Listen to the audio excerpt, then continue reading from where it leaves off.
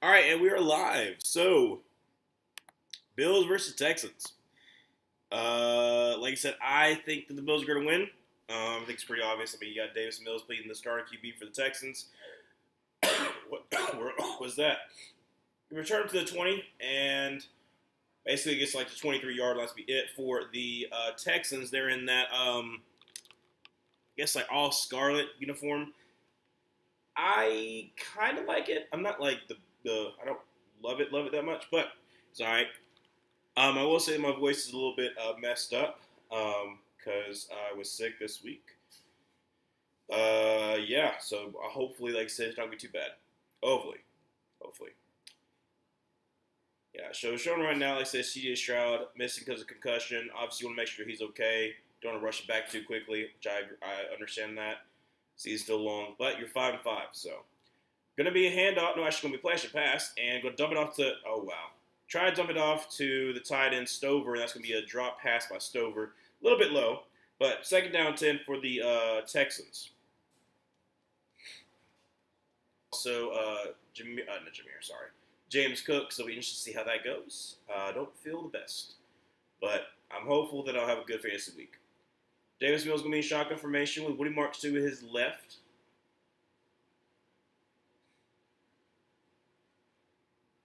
Going to be a handoff to Woody Marks who makes one man miss, get up to the middle of the field, and gets up to, middle of the field, sorry, in the middle, gains about 6 yards there, be third down about 4 for the Texans. I will say this. I had a dream, and I woke up because I knew it was a dream because the final score made no sense. But in my dream, the Bills win does happen. That would be hilarious. Draws by the pass, get immediate pressure, throws, and that's going to be incomplete. Try to get there to Higgins in like 50 something seconds. Oh yeah. Oh good lord. Joey Bosa immediately beat was that Trent Brown, I think, the right tackle, or is it Howard? I can't remember. The Texans offensive line just kind of shuffles, so it's also not very good. So that's also that. All right, punt underway, and it's going to be returned at about the 29-yard line to 30 to 35, and out of bounds at about the 36-yard line. However, there is a flag, so we'll see what's going to happen here with the Bills. That's Shakir with the return. I have him on my bench, and I'm hoping that I don't regret that. Because every now and then, Khalil Shakir does a little good. It's going to be holding on the return team. Yep. So, back him on up. On Hancock. Hancock was holding. Hello there, Parker. How you doing? Is Lane Kiffin staying at Ole Miss now? I think so. I think we talked about this last time there, Parker. As much as I would love to see what Lane could do at, like, Florida or, heck, even LSU, there's no way he's going to leave Ole Miss for LSU because he would, that would be so much uproar for Ole Miss because they're the rivals. And I think that Ole Miss is kind of like basically making it a sweetheart deal for him. Just be like, hey, like, we'll do anything for you, man. Keep you here, man. Like, that kind of thing. So, if I'm Lane, you can create a legacy at Ole Miss because it's been a while since they've been consistent. So, from the 19-yard line after that penalty, first down 10, going to be under center with James Cook in the backfield. Going to be a hand of James Cook. He's going up to 20 and get down to about the 23-yard line. So nice gain there, about 4 yards. Second down 6. There we go. Again, like I said, sorry if my voice sounds kind of weird. I'm recovering from being sick, which definitely did not help this week. Like I said, I was sick, so I had to miss a day, but then I wasn't really contagious. But yeah, my voice has been awful today. So, second down 6 unfortunately. Try throws for Dawson Knox, supposed to be an incomplete pass. Third down 6. I hate that when I get lag and I'm like in the middle of a player. Like I said, Will Anderson's an absolute beast. The fact that the Texans like traded up like they did for the Arizona Cardinals to get him. Like if Will Anderson was on the Arizona challenge, going to be in pass downfield, so it didn't really matter. He was short anyways. I think it's going to be like 4th and inches. They'll probably take the penalty and make it third down and long, if I had to guess. Let's see here. Coach Eli Drinkwitz said he is staying with Missouri Tigers football. He is not leaving. I hope so, too, for your sake, Parker. I think Eli's being good, staying in Missouri. Then Drinkwitz is like old Alabama State Senator, but Tommy Tuberville, when he was at Ole Miss, said that he would not leave Ole Miss outside of like a pine box. I'm paraphrasing, but outside of a pine box, and then he left for Auburn. So I'm not, like I said, I'm not saying that he's the same as a person. I'm just saying the coach said that it is some coach speak. But I do believe that Eli Drinkwitz also realized he's in a good spot at Missouri. Now is going to buy him time. If things drop off a little bit, they're still going to. There's like your fan base is going to love Eli. Josh Allen easily gets a first down on the 4th and 1. For some reason, they did not take the penalty when you know that they are going to go for it. So, I mean, it's risky. It's like 4th and 1 at like the 29-yard line, but like it's also Josh Allen, who more than likely is going to be able to get it. So I don't know why you didn't take the penalty. But a little bit of a false start as well. But literally, I mean, like he's literally just like guiding it and going down.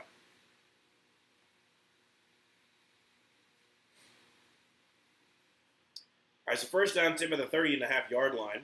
2 tight ends to the right, Josh Allen or center. Going to be a handoff James Cook, who's going to basically get the line of scrimmage. That'll be it. So second down, about 10. As Tongai with the tackle there. 11:53 left to go in the first quarter for a time sink.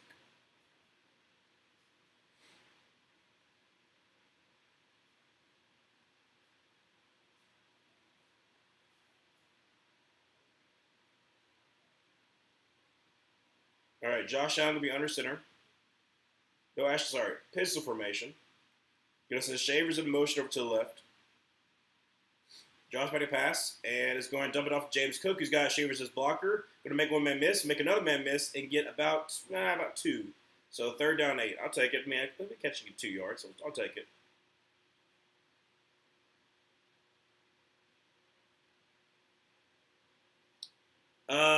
Do I like Dylan?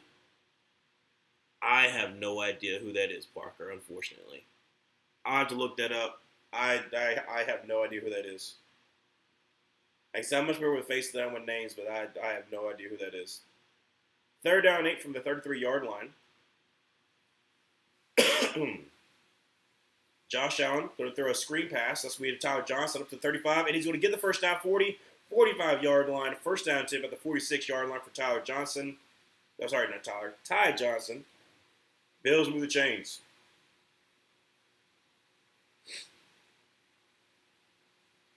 Yeah, and they have the man too. Why are you running a nickel blitz there? I don't love that play call from the defense. First down 10 for the 46-yard line. Josh Allen in center. James Cook in the backfield. Going to be a play action pass, and he's going to throw it. That's going to be to Dawson Knox up to the 50, up to the 45, and he might have gotten the first down, depending on the spot. I have a mark of just short. So second down inches. Hello there, Adobe. How you doing? I am feeling well. My throat is not feeling well. But I'm pushing through because, like I said, I'm excited for this game. I think it's going to be a defensive battle. I did say earlier I did have a dream that this game ended 27-3. Bills win, and then I woke up because I was like, it's a dream, because 27-3 is kind of crazy for a Thursday night football game, especially with the good defense, great defense, amazing defense like Texans. Gonna be another play action pass on second down inches, and Josh Allen throws down the field, and that's gonna be behind Josh Palmer. Not the best throw. Third inches, 9:19 left to go in the first quarter, still 0-0. But yeah, I was sick this week, unfortunately, Adobe. Had the rhinovirus. I didn't have rhinoplasty. I had the rhinovirus, so that's why my throat sounds so bad. So third inches, Josh Allen in center. Going to be a hand of James Cook, who is going to get the first down to the 40. Oh, go! Yes, yes, yes! 20, 15, 10, 5, touchdown. James Cook on 3rd and inches. That's what we need, baby, for fantasy. James Cook, 6-0, 9-11. Never forget. Never forget. Salute the soldiers. 9-11. Let it go in the first quarter. 6-0. Amazing by the Bills. Amazing. Amazing. But yeah, no, I was I had that. So I missed a day of work, unfortunately. I hated it, but I knew that I couldn't teach. But then they said it wasn't contagious, and they said I could go back to work. I was like, all right, well, I'm going to go back to work. But my voice just sounds like this. So, yeah. But I feel good. I feel better than I did. I feel better than I did. I feel pretty good. So, kick is up, kick. Oh, my gosh, he missed it. He missed it. He hooked it. And that's Matt Prater missing the extra point, so still 6-0. Dobie, anytime I ever feel sick, my mom gave me this remedy to use. Take a pinch of oregano oil mix into a cup of water, gargle the water, and then drink it, and it was supposed to be a natural remedy. Oh, interesting. Is it like for like just being sick in general, like a common cold kind of thing? It's like a common cold kind of thing? Because this is what apparently because I never heard of the rhinovirus before. And then finally it was like a common cold. If it's a common cold kind of thing, that's pretty cool. Yes, never forget, exactly. Hey y'all. Sorry, I did that for you, Emmanuel. I'm very sorry. What a Bills thing to miss the extra point, LOL. Yes, instead of being wide right, it was wide left. You know, times are changing for the Bills. Right now they're going. I'm sorry, that was bad. Now they're going wide left. Anyways, still 6-0. I don't feel the best about Davis Mills being the QB. Even on this Bills defense has not been the best. I want Nico Collins to do well for fantasy purpose, but I'll be okay if James Cook has an amazing day. But you never know. You never know. Oh, that's right. LSU. Oh. I still gotta look him up. I'm so sorry. I'm not Dylan.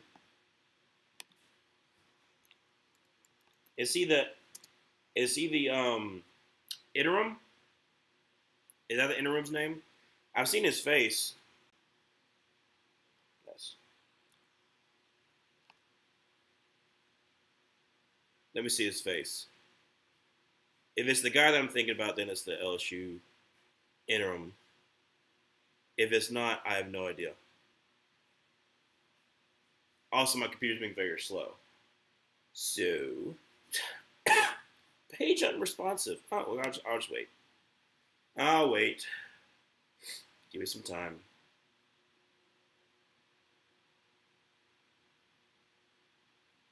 Oh my goodness. Okay. It's like, oh, where is going? Now you're asking too much from us. I mean, it kind of is. I mean, like I said, this is a very old computer. I'm ready. Promotion. I'm gonna get a different one.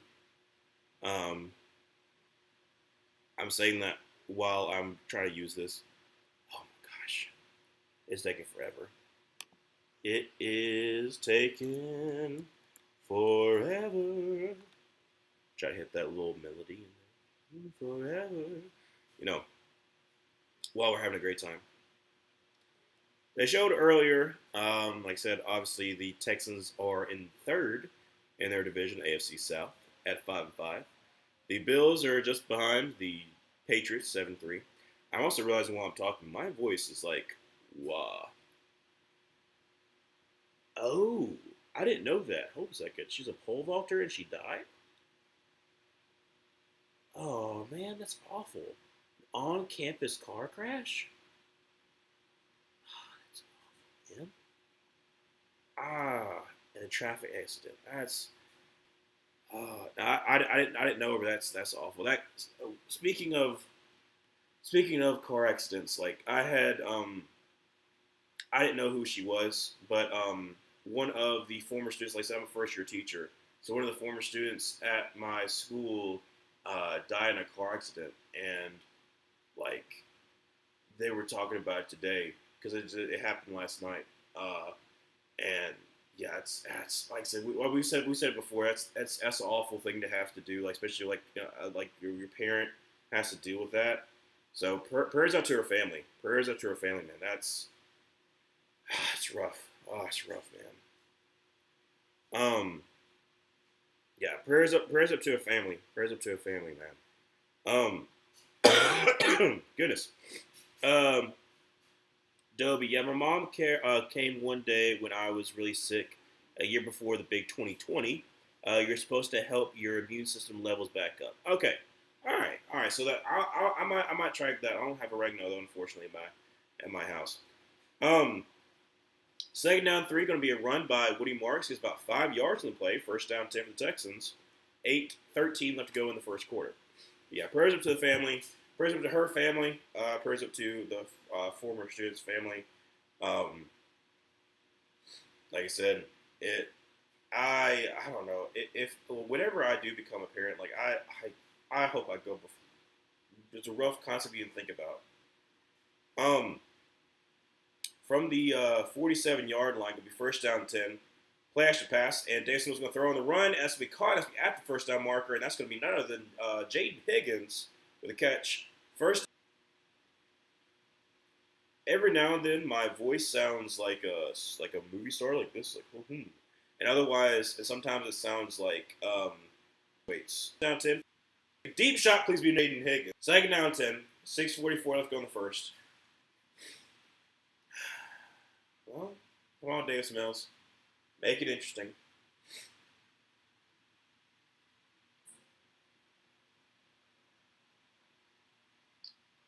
They're showing Nick Caley right now, the offense coordinator for the Texans. If Luke happens to stop by in the stream, we can ask him how he feels about Nick Caley. Going to be hand off to Woody Marks, making a miss up to 30, up to about the 25-yard line. First down 10 for the Texans. Actually, no, that is Woody Marks. My bad. It's like 27-21, kind of looks similar with that jersey. So it's kind of hard to tell, like in the moment, if it's Nick Chubb or if it's Woody Marks. Yeah, Woody Marks will be good. I feel like he's going to be good.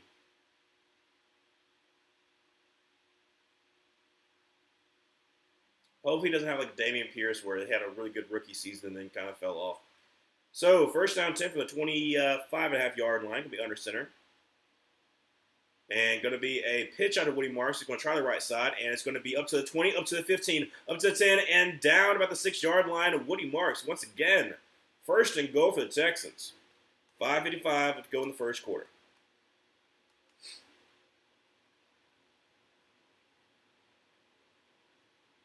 Yeah, showing around Trent Brown. I mean, he gets out of there. As big as he is, he's like, what, 6'8", 350 something? Like, he's getting out there and moving. I'm sorry, if I'm a defensive back and I see 6'8", 350 coming at me, I'm like, please no, please no. So first to go from the 6-yard line, under center, 2 tight end set. Going to be a handoff once again. It's going to be Woody Marks. I mean, he gets met at the line immediately. There's technically 2 defensive linemen there. That's going to be Gregory Rousseau. Second and goal for the Texans.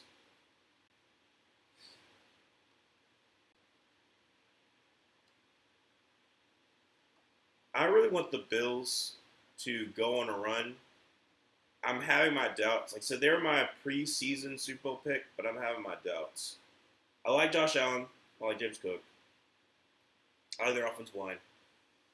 But I'm concerned about their weapons outside Khalil Shakir. Khalil Shakir is, he's steady, but the rest I just don't feel great about. And unfortunately, Davis Mills missed Jalen Noel out in the flats, a little bit overthrow. Third and goal from the 5. Well, 5.5. 4:40 left to go in the first quarter. Good night. 43.3% in the red zone for the Texans. I mean, it's 31st in the NFL, so there's that, but that's yeesh. Who's that rolling? I'm not gonna do Georgia. Sorry, Manuel. I'm not gonna do Georgia. Draws by the pass, and Davis Mills look for the end zone, and it's gonna. I guess that was to Christian Kirk. I guess, yeah, it was to Christian Kirk. Like I said, they zoomed in on the wrong guy, so they zoomed in like he threw it inside, so you missed who it was they tried to throw to. Let's see here. It's actually not that bad of a ball. I'm gonna be honest, not that bad of a ball. Like Christian Kirk should have caught that. Yes, that one that was not Davis Mills. So third and goal, not third and goal, sorry, fourth and goal, 4:37 to go in the first quarter. Kaimi Fairbairn with a 24-yard field goal attempt. Kick is up, kick is good. So 6-3. Let's see here. Will South Carolina be in a bowl game this year? No, unfortunately not. Because South Carolina blew that lead, they will not. They have seven losses, so there's no way for them to make the bowl game. I think I've only seen one time, and I don't remember the year. I think I've only seen one time where a 5-7 team went to a bowl game, and it was because they didn't have enough like teams that were above that were like at 6 wins or above. I want to say that was like 2012 or 2013. I have no idea, but I distinctly remember a team that had a losing record that went to a bowl game. But I feel pretty confident that I remember seeing that because I remember like that was like what in the world, like they didn't even win 6 games. But yeah, South Carolina had a shot if they had kept on and won against Texas A&M because they would have played South. I can't remember who else they had to play. Anyways, yeah, South Carolina's not gonna make it in. Auburn has to beat Mercer and then has to beat Alabama to make it to a bowl game. Mississippi State has to be Ole Miss to make it to a bowl. And who else is like trying to get bowl eligible? Oh, Kentucky. That's right. Kentucky has to beat either Vanderbilt or Louisville to try to be bowl eligible. So they're kind of like a hard road ahead. South Carolina football is 3-7 right now. Yeah, they're like I said, they're 3-7. They were 3-6 going against. I don't know how truthful it is about the whole Shane Beamer like is going to be gone this season kind of thing. Like you were so close to making it to college football playoff last year. Yes, the team was not as good as they were last year. For this year, it's been a massive disappointment. I just don't know how creditable it is that he's going to be fired. If I'm being honest. Because I do hear like a lot of people trying to chirp that out there. All right, so Fairbairn on to kick this ball away, and it's going to be returned at about the 1 yard line, up to the 5, to the 10, to the 15, up to the 20, and there's going to be a flag. Probably going to hold. Back it on up. Back it on up like a talk truck. So it was returned about the 22-yard line, but it's probably back to like the 12 or so. So back it on up. Back it on up. I'm going to go a little bit high there, see how that works. I said try and test everything what my voice can do at this point, other than just be like baritone. You know how it is when your voice goes through changes. Back when you were 14, 15. I was early. I like Wit. Who? Wit? I'm going to have to look that up. First down 10 from the 12-yard line, like I said. Josh Allen shotgun formation with James Cook to his left. Going to be a handoff James Cook, who is going to get to the 15 and down about the 17-yard line. Nice game there. Wit. Bab? Not going to say the last one. Who are you?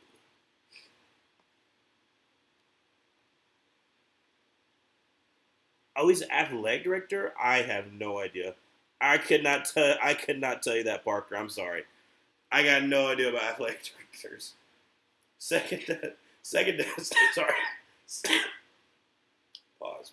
Second down to 4. Going to be a screen pass to Khalil Shakir, who is going to lose like about a yard or two. Yeah, they read that one pretty easily. So it's be third down about 5.5. Yeah, I don't know about athletic directors. I'll be real honest. What happened since I commented? Let's see. The last time you commented, I think it was before James Cook scored a touchdown. He scored like a 20 something, 30 something yard touchdown.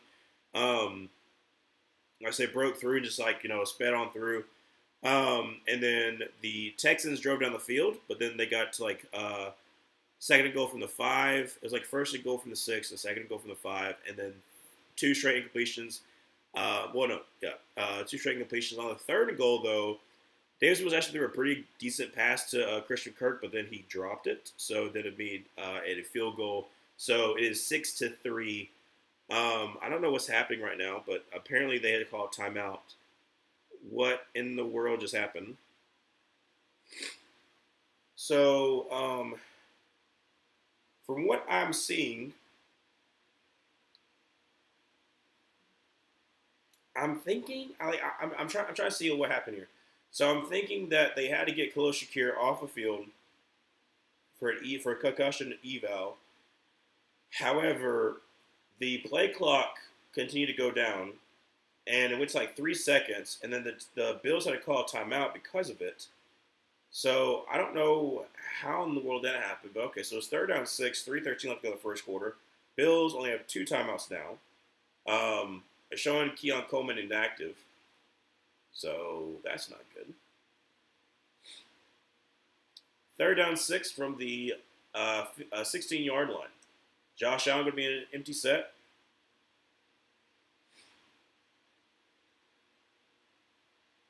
Draws back a pass and is going to size the defender, step on the pocket, is going to get sacked from behind. And, oh, actually, no, it's going to be, oh, please, good Lord, no. Please, good Lord, no. I think this is non-throwing hand. So at least there's that. I think he landed right on it. Oh, God. Oh, my God. No. Gosh. They're just zooming in on Mitch Trubisky right now. So, yeah, he just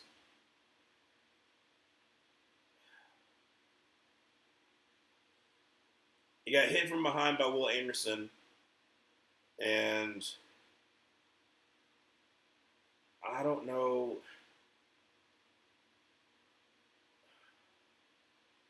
Okay, at least he's up. He's walking. He's fine. I guess he's not walking gingerly with it. Okay.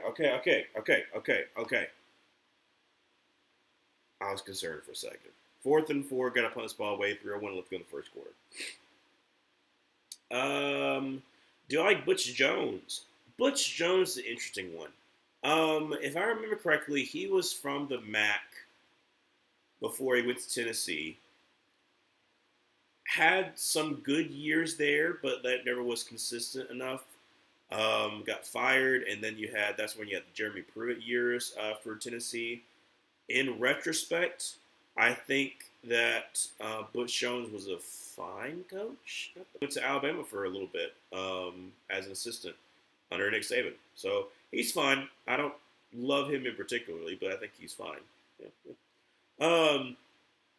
Oh my goodness, I forgot Davis Mills was starting. That's nasty. Yeah, old draft neck.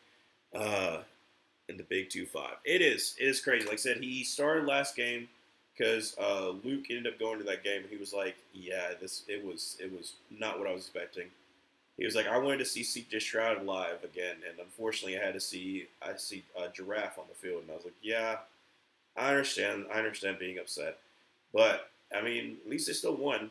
But yeah, it's the fact that the Texans. I mean, you still got Davis Mills on a contract, so it makes sense.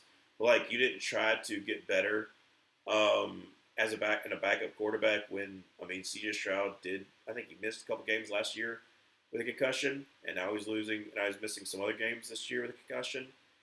So that's a little bit concerned. But like, if you're the Texans, you got to get a better backup quarterback. And I say that with the Panthers having Andy Dalton, and he has not been good. Terribly good. Pretty bad. One only has to look at the Bills game to realize how bad he has been. To be fair. But yeah. Something I was talking about. I hate that when it happens as well as like lose my train of thought. I'm like saying something I'm like da ba da ba da da. Now I completely lose my train of thought.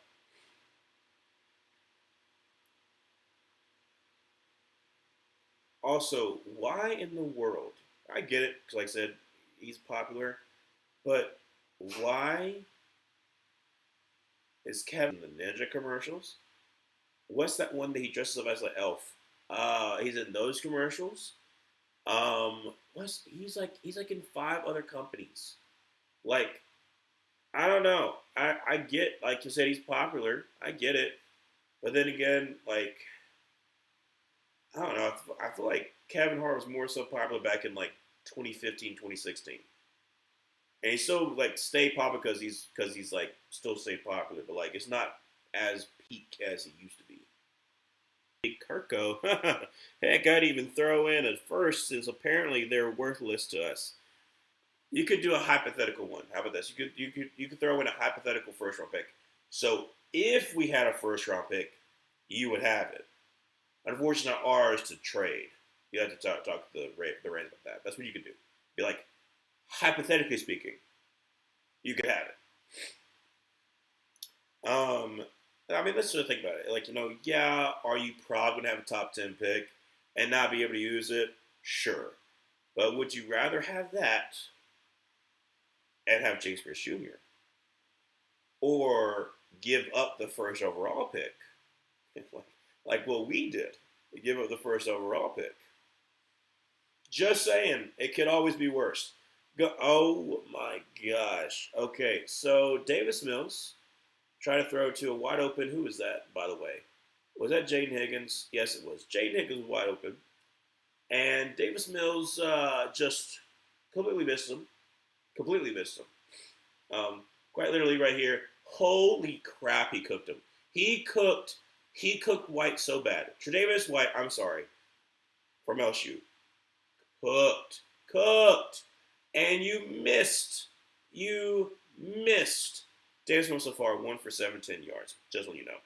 Third down and 6, shotgun formation with running back to his right. Draws back a pass, and Davis Mills throws, and that's going to be caught. Surprisingly, no, he's going to say his left foot went out. That's with Jaden Higgins. 151 left go in the first quarter, and guess what? The Texans are going to have to punt. Wow, that's crazy. Yeah. That I just did sound like the wobble, yeah, definitely for sure. Left foot went out. I mean, like almost like a full, like half foot. But yeah, my yeah sound like the wobble, baby, wobble, yeah. Get in now. I'm sorry. I don't know why that's my mind went to. Hey, big. I'm just kidding. I'm sorry. That was a big one. I mean, that's pretty much every single dance you will go to, you more than likely will hear the wobble.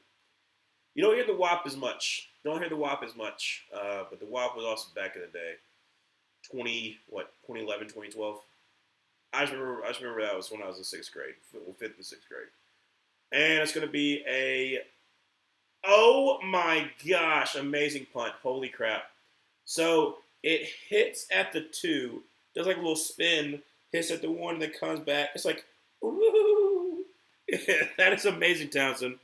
And it's down at about the 4-yard line because the Texans weren't there, but like literally 2, and then go 1, and then bounce back. That is hilarious. So it'll be first down 10 from about the 4 or 5-yard line for the Bills. Manuel. If I look at it logically, JPJ and Watts, great pickups. JPJ has developed, but I believe in him. Watts has basically been Jesse Bates since Bates himself has only been okay. Emotionally, hindsight is 2020, so obviously why the heck would you trade the first? You should have known this was a possibility, but this is your all-in push. And here's my thing. You make this trade, and it doesn't work out. You get JPJ, great. But if I'm Arthur Blank, I clean house. I think I've turned with you, Emmanuel. I go clean house, and I also fire Terry Fountain because he's the one who puts you in the situation. Because you don't want Terry Fountain out to stay here. You get a new head coach, and then you fire Terry Fountain next year. Going to be a handoff James Cook who's going to get like a yard maybe. Second down and 9 from the 6 yard line. Because Terry put you in the bad, like situation with Kirk Cousins. Like he is like, oh yeah, we're gonna do Kirk Cousins, pay him that much money, and then we're going to get Michael Penix, and it still looks well from this angle. Like I understand that Michael Penix could be good, but like you still paid us so much money for a backup who's not good. He's not. He's very limited. So, going to be empty set for Josh Allen. The second down 9. One actually set shotgun formation with James Cook to his left. Draws back to pass. And in the end zone, scanning, going to throw down the field, and that's going to be caught. And that's going to be, is that, no, it's not Shavers. It's Gabe Davis. Not Gabe Davis. What am I talking about? What am I talking about? Not Gabe Davis. Who is that? Wait, he's back on the Bills? When? Since when is Gabe Davis back? I totally missed that. I didn't know that Gabe Davis was back on the Bills. Yeah, I totally forgot he's still in the Bills. How in the world? How? All right, so first down 10 from the 28-yard line. Josh Allen center, 2 tight ends to the right. Going to be a hand of James Cook. He's going to get the middle field up to 30, up to about the 34-yard line, and that's going to be a great run, about 6 yards there. And that's going to bring up to the end of the first quarter. Is that Deion Dawkins on the sideline? Yeah, Deion Dawkins apparently on the sideline. That's not good because they're checking him to make sure he's okay. So 6-3 be the end of the first quarter, and we're going to go to commercial break. Thank you, everyone on the streets today. Yeah, Emmanuel, like I said, it's not looking great. At the same exact time, there's like 3 pretty easy games, and I think a 4th one you could potentially win. Like Cardinals, kind of a tough one. Saints twice, can't go either way, and then the Jets. So like, there's a chance you don't have a top 5 pick if you win those 4 games. That should be easy. You don't get a top 5 pick. But if you somehow lose those games, it's going to be bad. Pretty bad. My voice went really weird right there, by the way. Also, drinking something a little different. This is after the first quarter. Going ahead and pop this. I'll show it in a second. Manuel, although Terry's grown on me since that past draft class was so good so far, he didn't want Cousins as much as Blank and McKay, really. But he's a GM. He should have known. Exactly. That's the thing. Should have known. So I am not drinking sweet tea like I normally am. I'm not drinking like I said like I normally am either. Oh, that's so good. Instead, I'm drinking Blue Steel. Now, Blue Steel, let me put up close for you to be able to see. Oh, no, there we go. It's better to see. It is from Fairhope, Alabama, and it is delicious. It is a blueberry and lemon sour, very, very nice, and it is delicious. It is delicious on draft, but when I went down to Fairhope, we went to the brewery, and I was able to get me some. But it is delicious. It's delicious. It's like you take a blueberry muffin. Okay, take a blueberry muffin, put a little lemon zest on it. Take a little lemon zest on that blueberry muffin, and you consume it, take it in, you embrace it. That's what it is. That's what it tastes like. Amazing. It's great. Yeah, like I said, kind of just take it easy. It's really good. It's very hard to get. They have, you can usually get on draft around Lower Alabama, even up to Birmingham area. There's also like there's been some. I think the first time I ever had it was technically in Beer Hog in Pelham, Alabama. Shout out to Beer Hog. Pretty sick, good brewery. And they have it at a couple different places in Auburn. So if you ever go to Auburn, try Blue Steel if you like sours. It is amazing. So second down and 4 from the 34-yard line, going to be a play action pass, and Josh Allen throws. Let's be caught. That's going to be to Donkey. No, it's not Donkey Kane. Is that Haas? Yes, it is. Haas with the catch and run. It'll be a first down for the Bills. Good on him. And right now they're showing Ryan Van Demark, who's going to be replacing Dion Dawkins for the time being. If he didn't give away the first, I'd be much more sympathetic, but he did, so we right. Exactly, Emmanuel. Must go to the streets. We had almost had a march on Mint for the Panthers when uh, David Tepper was doing his whole shindig. But then, we kind of like he started to step away. So great run by James Cook to the 45-50 and out about the 45-yard line. Great little cut. Started inside and was like, nah, I'm going to go outside. I got to speed and beep. And went on to the right side, and this will be a first down 10. Nice gain about 12 yards there for James Cook. I'm glad I started him. I was concerned. I was like, okay, this Texas defense, very good. Stopping the run. Will the Bills be able to supply? And yes, they have. They supplied me with a great amount of hope that my fantasy week will be good today. Be good this week, hopefully. So, first down and 10. James Cook so far 7 for 75 and a touchdown. Marvelous. For the 45-yard line, going to be a screen pass to Khalil Shakir. He's going to try to bounce it outside. Actually, no, that's not Shakir. That is, who's that? Is that Moore? Yes, it is. Okay, so Moore with the, Elijah Moore with the catch and run. And it was for like maybe 2 or so yards lost and also technically a flag. Don't know what the flag is. But Dion Dawkins is coming back in. Looky there, Dion Dawkins. So they just waved it off. Okay, they're just like, no, there's no flag on the play. Don't worry. It's just 2-yard loss. There's no problem. So 13:39 left to go in the second quarter. Still 6-3. I'm kind of surprised that the Chargers were just like, nah, it's not.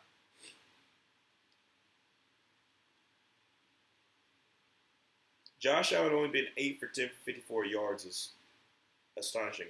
So second down 13. Shotgun formation with Ty Johnson to his right. Oh, no, it's Ryan Davis. My bad. Draws back to pass. Josh Allen throws across the middle. It's because it's Josh Palmer up to about the 42-yard line. Make that third down and 3. So 10-yard gain for Josh Palmer. Like Arnold Palmer. I don't know why, but it's so hard to say. Like Arnold Palmer. You ever like? Do y'all do that a lot? Like just thinking like what's like a hard thing to say. You got like slow yourself down. Just say Arnold Palmer. Can't be like Arnold Palmer. Just sounds weird. Never watched him golf because I wasn't born yet. Sorry, that was a dumb joke. Sorry. Third down 3 for the 42-yard line. Josh Allen center going to be a play action pass and going to dump it off. That's going to be to Khalil Shakir. He's going to try to get the edge, but unfortunately he is going to be just short because Al Shakir got him there. No, not Al Shakir. Al Shire. My bad. Shakir. Khalil Shakir got stopped by Al Shahir. There we go. It's like fourth down, like 2-ish. And Houston's getting riled up. 4th and 2. 12 minutes left to go in the second quarter. Josh Allen going to be in shotgun formation. It looks like, is that Shakir? Yeah, Shakir is to his right. All right.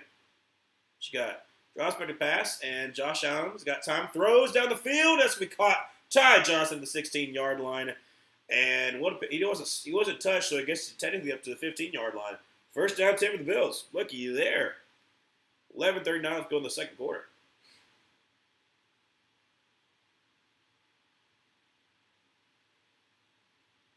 Who does he beat? It is so hard. Okay, 23. It is so hard to see the numbers for the Texans. Like, there are certain jerseys that I just can't see a number. So for the 14-yard line, going to be a handoff. Oh, my gosh. Is that Ty Johnson? I think it is. Got absolutely demolished by Tim Settle. So going to be lost like 2 yards maybe? 1 or 2 yards. Tim Settle, let's see who beats. He just splits the double team. He beats Spencer Brown. Oh, Torres, you got to help Spencer out a little bit better than that. If you're double teaming, you got to help out a little bit better than that. It's like, I'm going to go up. All right, second down 12. 10:43 left to go in the second quarter. Josh Allen going to send James Cook to his left. Now Bucs him back out. Okay. Draws back to pass, and Josh Allen's going to scramble, and going to get sacked by Will Anderson back at like the 29-yard line. Bad decision by Josh Allen. Third down and forever.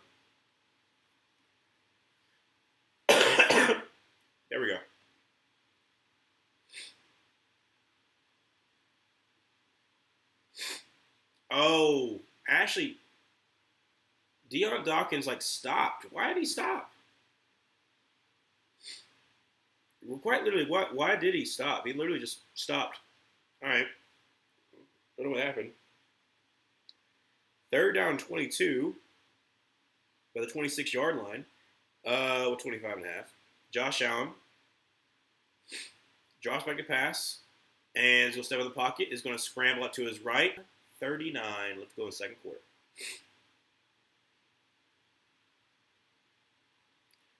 I just saw a man I forgot was on the Bills. Phil Snow. I did not know he was on the Bills. Former Panthers special teams coordinator and also our interim head coach after Frank Wright was fired. Was also reported about being one of the people who were snitching to David Tepper. Don't know how well that report is. Good.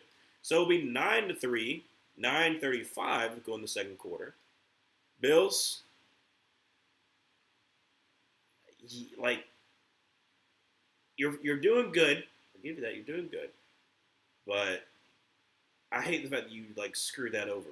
Like you literally like we're still in the game. It's so good, by the way.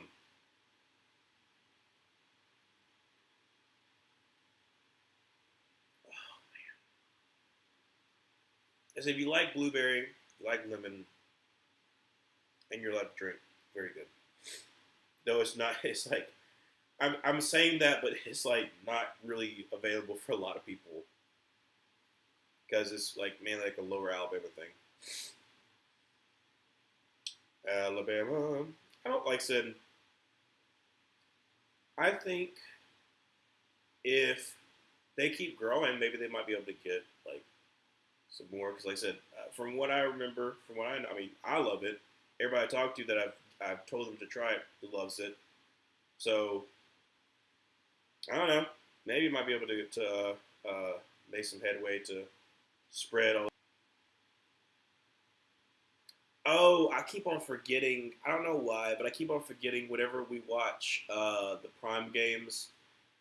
So many of these ads have like the little. Like, it's like, hey, Black Friday deal. Everyone's just like, hey, you like what you see? Do you want some? And then also you see all the Amazon shows too. That's the other thing too. Well, I mean that's like that happens for everything. So.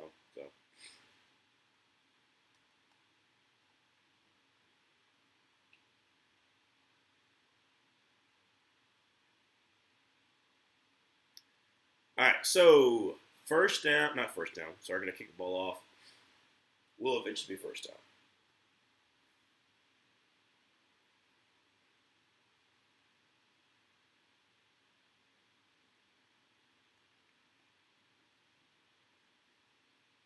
They are holding on this for a long time. Let's go. Moving on up. All right. So Texans down 9-3 with 9:35 to go in the second quarter. See what happens. Will Davis Mills throw a costly interception? Kick is underway, and it's going to be returned about the 5 or 4 yard line to 10 to the 15 to the 20, up to about the 23-yard line for Jalen Noel is uh, very much sandwiched between Gillum and somebody else. So first down 10.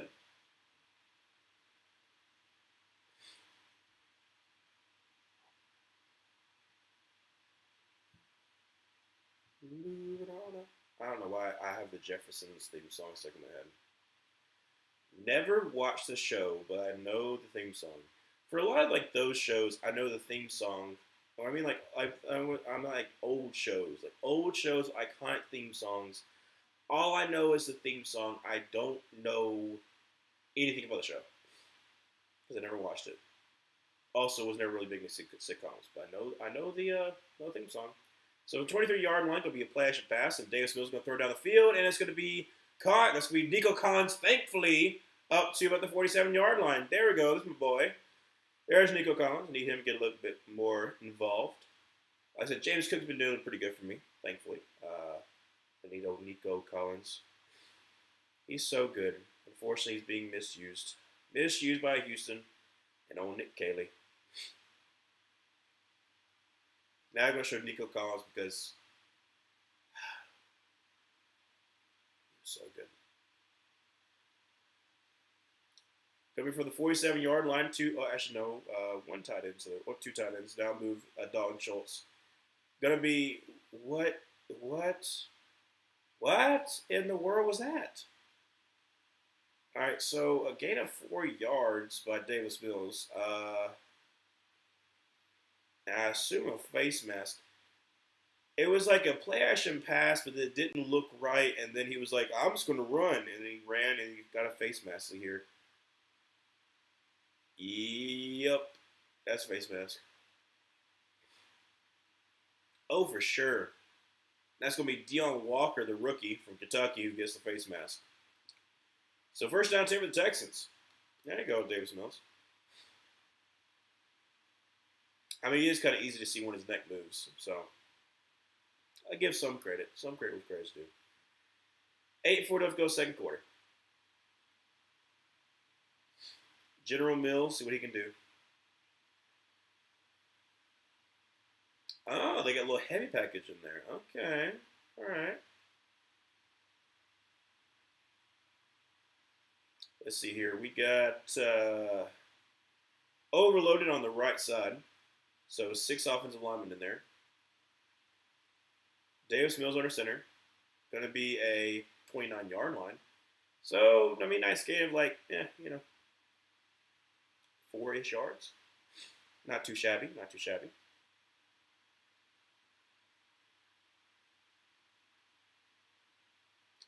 So second down about 6.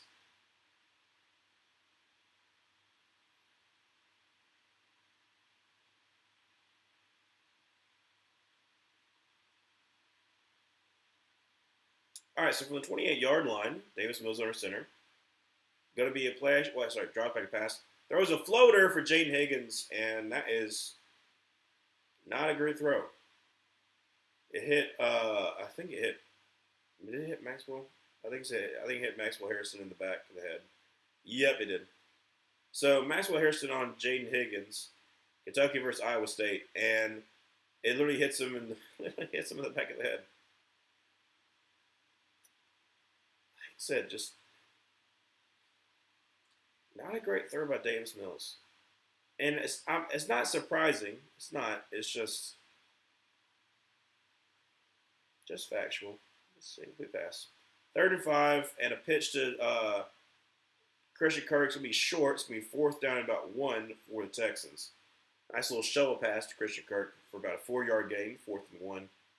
See what the Texans do. Texans are going to eventually go for it. Yep, they're going for it. All right, so you go here. So down by 6, 4th and 1. 7-11 always open. See if the offensive line can get people open. There you go. Davis will be shotgun formation. Going to send, looks like Xavier Hutchinson in motion back over to the left. And going to be handoff of Woody Marks, who's going to get the first down to 20 and down to the 18-yard line. So, first down to the Texans. 6:45. Let's go in the second quarter. Thankfully, we got another first down.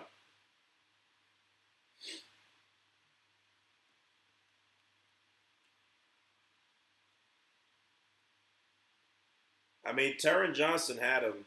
He had him, but unfortunately, Woody Marsh just ran right through him. Yeah, that's going to be on tape. That's going to be on tape. That's going to be like, you got to wrap up. So, from the 18-yard line, going to be under center. And going to be great pass protection. Throws and incomplete because it's terrible. Again, it's terrible passes. It's terrible passes from Davis Mills. But I will say this. Woody Marks, that was a great block. That was an outstanding block. I mean, I think, who is that? That got is it Bernard? I think it's Bernard. Yeah. I mean, Bernard got basically almost in the backfield and then gets chopped down. Absolutely gets chopped down. But it's not a great pass. Second down and 10 play action pass for Davis Mills. He's going to throw on the run, and not best pass, but it's going to be a flag. More than likely, it's going to be on the defense, but this is frustrating because it's there. It's there if you can just hit it. So if CJ Stroud was in there, I would feel a lot better. But now I'm just like, when will it end? When will we see James Mills throw up accurate pass? Well, we did technically see that though on that third and goal. So, yes, technically we did see it. So 6:02 to go second quarter. So it's 9-3.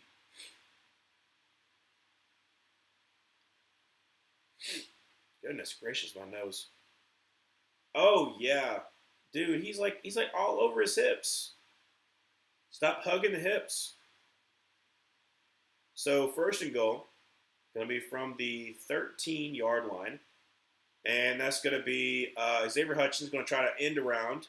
He's technically got blockers. Davis Mills try to help block, and it depends on what spot, but Xavier Hutchins might have gotten that first down. It was supposed to be a trick play where he's supposed to pitch it out, and then he's supposed to throw it for a touchdown. I guess it was covered up, and then he just reversed his field. Davis was like, I'll help block.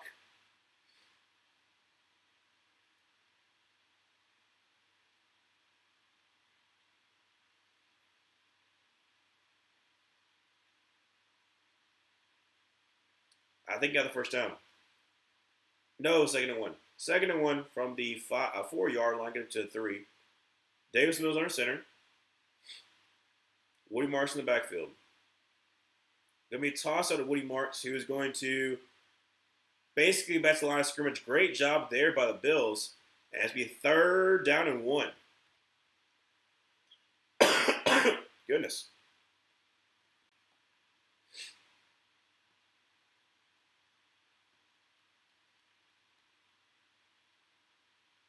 Five minutes left to go in the second quarter. Still 9-3. See if obviously, like I said, they're probably going to go for it if they don't make it here.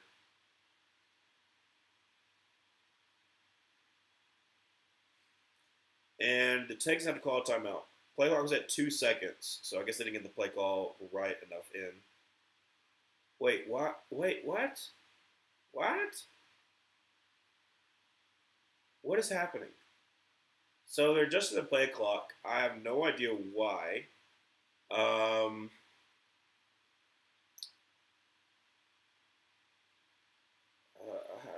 don't understand what happened.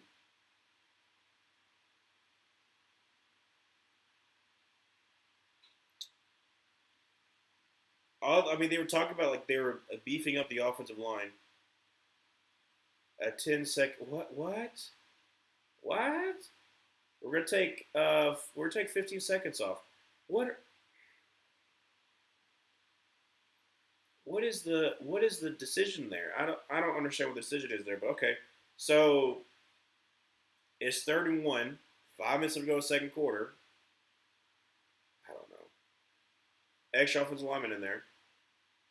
Going to be handled Woody Marks, who's going to make a man miss and is going to get the first down all the way up to about the 1.5-yard line. 1st and goal for the Texans. 4:45 to go second quarter. Hopefully, Texas can punch it in. I think you're taking out Woody Marks, which sucks.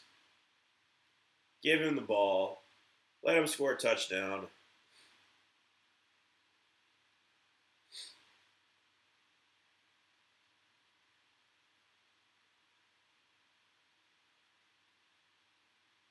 .420 left to go in the second quarter. Shotgun formation with Nick Chubb to his right. Going to be a hand of Nick Chubb, who is going to be met in the backfield. Tries to push through, but he's going to get basically back to the line of scrimmage. That'll be it. So, second to go from the 2 for the Texans.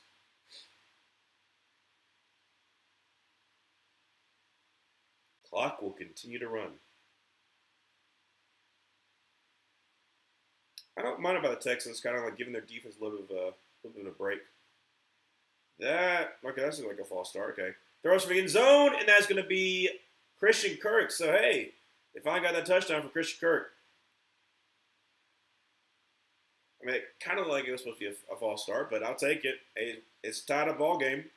9-9. Extra point, make it a 10-9 game at 3:47 left to go in the second quarter.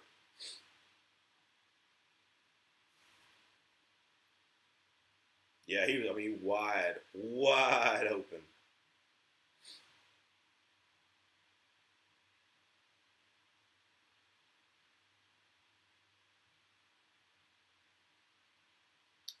So Fairbairn and Arna get a 1 point lead for the Texans.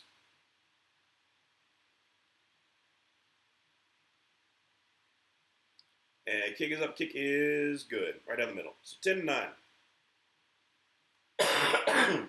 Goodness gracious. Goodness. But I do like what the Texans are doing. I mean, they're trying to keep the ball away from Josh Allen. I mean, their defense does well enough to kind of limit them. So at least there's that. I'm still faithful to the Bills. I said I still feel more. I don't know. Say I said more better. That's terrible grammar. Um, I do feel better about their offense, obviously, against like compared to Davis Mills. But I mean, Woody Marshman looked pretty good. He was looking pretty stinking good. So this was that, and it's in front of the home crowd. So like this is what I'm talking about, like another Kevin Hart commercial.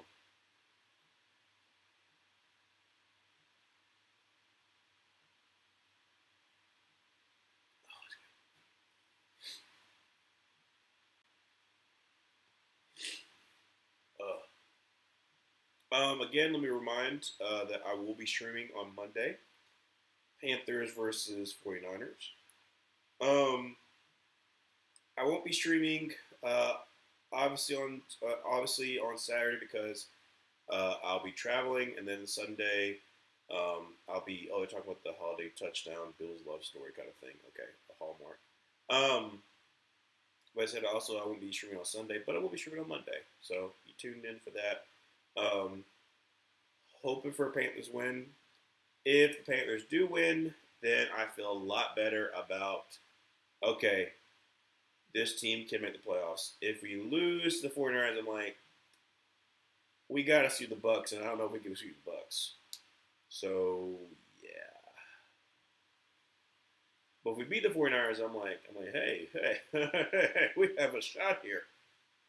But I'm trying to temper expectations. Try to be like, hey, this is a good year. Enjoy it as it is, instead of like, we're going to Super Bowl. 'Cause, like, there are some fans that have taken on that, and I'm like, hey, let's not do that. Because at the beginning of the season, um, there were a lot of fans who brought up the fact of, I think I brought it up at the very beginning of season two, the the coincidence, and I will say it's coincidence because it is a coincidence, that in 2002, Ohio State won the national title,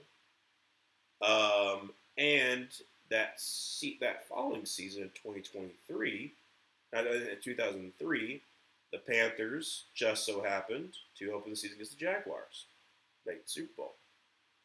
2014, Ohio State wins the national title. The following year in 2015, the Panthers open the season against the Jaguars.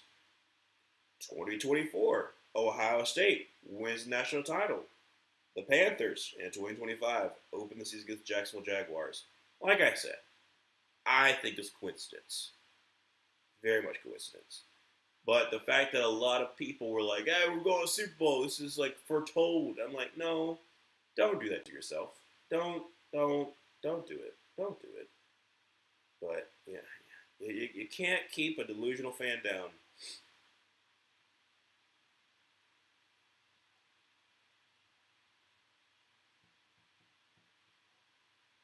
So for the 25-yard line, under center, Josh Allen with the play action pass, and he's got time. Takes a deep shot, and it's going to be picked off up to the 40, up to the 35, 30, 25, down to 20, down to the 15, cuts it about. Oh, it's going to be a block in the back. So, you're so stupid. Please don't be a penalty. Yes, it is. Oh, my gosh. Texas almost had a pick six. You're so stupid. You're so stupid. You're so stupid. It's a stupid block in the back. It's a stupid block in the back. Caleb Bullock could have had a pick six. He could have had a pick six, but no. You, Sheldon Rankins, not Sheldon Rankins, maybe.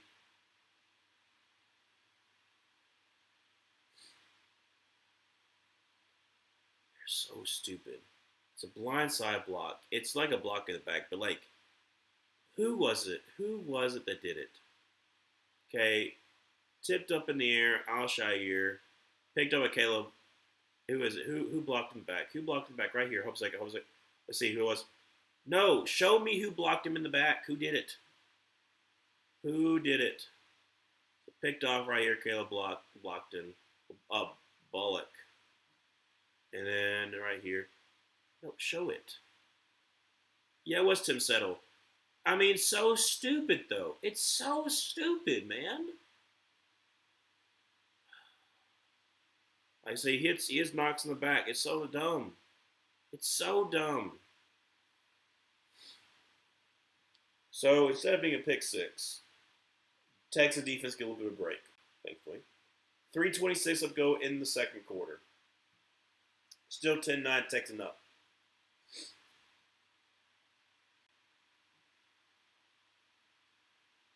From the 30-yard line, I formation. Going to be a handoff, and Woody Marks gets like a 3-yard loss. And who was that? I don't know who that was. Sack number 9. How do you say his name? Ogunjobi? Is that Larry Ogunjobi? I forgot. He's on the Bills now? I forgot he's on the Bills. All right, well, I say 2-yard loss. Second down 12. 2:50 left to go in the second quarter. Shotgun formation. Davis Mills drops back to pass. Is going to dump it out to the tight end. Oh. Well, Matt Milano shows back up, and it's going to be a loss of about 3 yards. So, backing on up again. Just.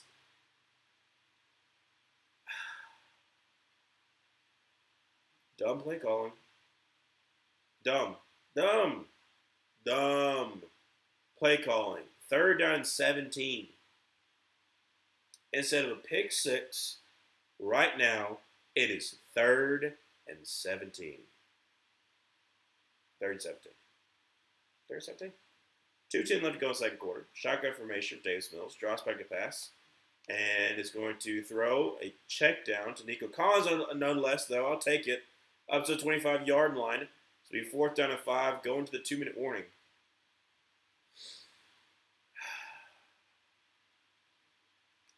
It just doesn't compute. It doesn't compute. It doesn't. I don't. If I am a defensive lineman and I see my boys trying to get a pick six, okay, the second-year player trying to get a pick six, why do do something stupid like a blindside block? That did not help at all. Did not help at all. And you're like, I'm just going to take my shot on this tight end here. So, like I said, it's 4th and 5 from the 20-yard line, 20 or 25-yard line, and 25-yard line. That's right, because it was from a 30-yard line, 1st and 10. And more likely to kick field goal. So it's a 4-point game instead of possibly being an 8-point game. So yeah, just not being smart, not being smart at all. I hate how my nose is getting stopped up, so it's making my voice even more being scratchy and stopped up. And yeah, it's great, wonderful, love it, love it, love it, love it.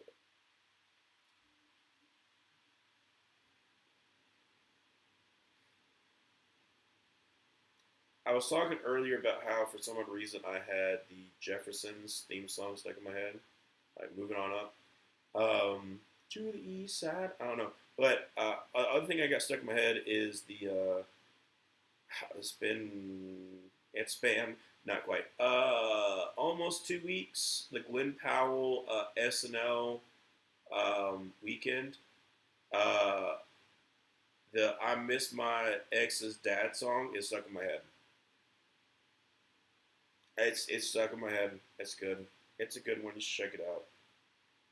Honestly, the last couple of episodes of SNL have been pretty good. Not gonna lie, they're pretty good. It also helps that I like the host, so that helps. Right now they're showing Little Caesars. because NFL.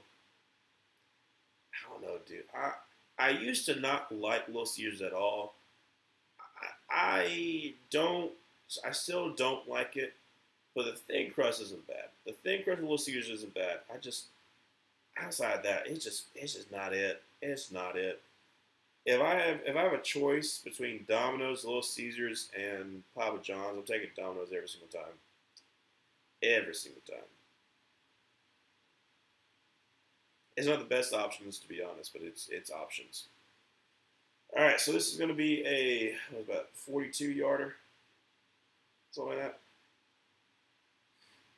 43. 43-yard field goal for Kyle Fairbairn.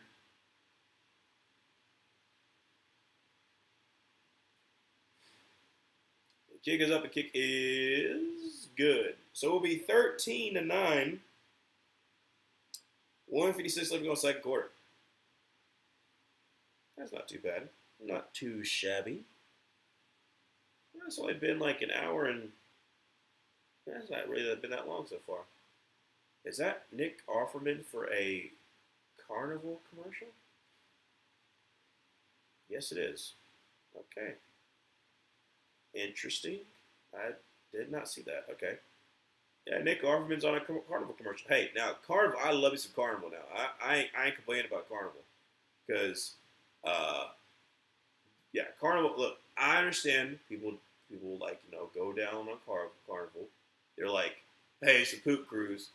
I went on the poop cruise 3 years after the poop cruise when they I was the first, or one of the first voyages after the poop cruise instance on that of Triumph is what it was called, and that was the first time I ever going on a cruise outside when I was like 7 years old. So like what I actually remember, and it was fantastic. It was awesome. Also, they gave us free stuff because, like I said, they wanted to kind of bring out the good news of like, hey, the Triumph is back. And every single cruise that I've been on since, and I've been on 2 or 3 cruises since, has been amazing. It's been a great experience. Holy crap, Ryan Davis, it's a 45-50, and he is gone. Holy crap. Ryan Davis almost, like I said, spun move and returns it all the way for a touchdown. I guess Ryan Davis was like, I don't like that I don't get anything. So let me just return this back. Let me just return this back. That's incredible. So 15-13, H4 making a 3-point game. D'Amico Ryan's face is absolutely outstanding right now. He's just like, I can't believe that. Yeah, I gotta shove it up, old Davis Mills. 1:43 left to go in the second quarter. Ryan Davis out of Kentucky, second-year player. Wow. Show it again. I mean, like, he literally, like, amazing spin move, and then just basically outruns everybody. All he's got left is a kicker, and he's just like, I'm just going to sidestep you. Kick is up, kick is good. So it is 16-13, 1:43 left to go in the second quarter. That was easy. All right, right here. Look here. It's like a 98-yard return, and then spin move, and then just like they both miss. And it's just him and Kyrie Fairbairn. I'm sorry, Fairbairn, you're not going to get him. And, yeah.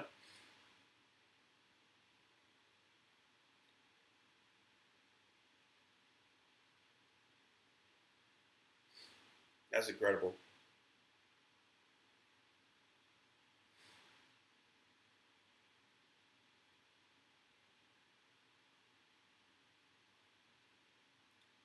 And there's Phil Snow, the special teams coordinator. So usually that I pointed him out earlier. So he's the one who got picked up. Oh, Phil Snow. Goodness gracious.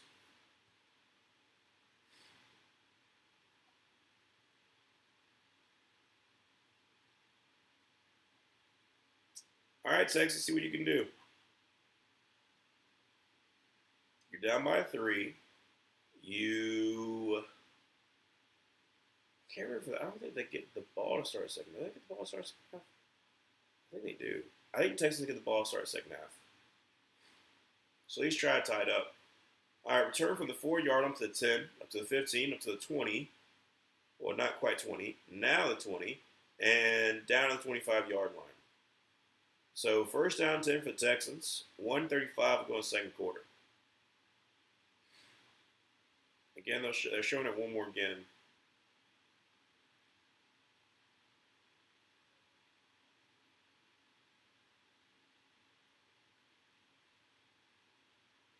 It's kind of, yeah, they're there. He just kind of spins out of it and then gone. Oh, Chris Tabor. Sorry, Chris Tabor, not Phil Snow. Phil Snow's DC. I'm sorry, I was wrong. Chris Tabor. I said Phil Snow was DC under Matt Rule from their time at Temple and Baylor and all that kind of stuff. Chris Tabor was the former Bears. Speaking of Bears, old Dobie. Chris Tabor was the former Bears special teams coordinator because he was there when you had Tariq Cohen. Because for a little bit, the Panthers had Tariq Cohen just in case he wanted to try to come back from the NFL. Couldn't quite, unfortunately, get it though. But average gain of 7, second down 3. General Mills throws on the field. They caught, and that's going to be Nico Collins got tripped up. Oh man, no, no, no, no, no, no. Nico Collins, he's like grabbing his chest. I think I'm hopeful it's just the breath knocked out of him.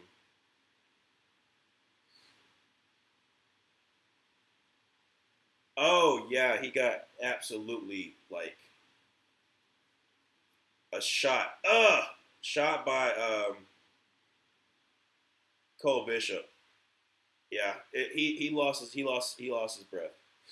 He for sure lost his breath.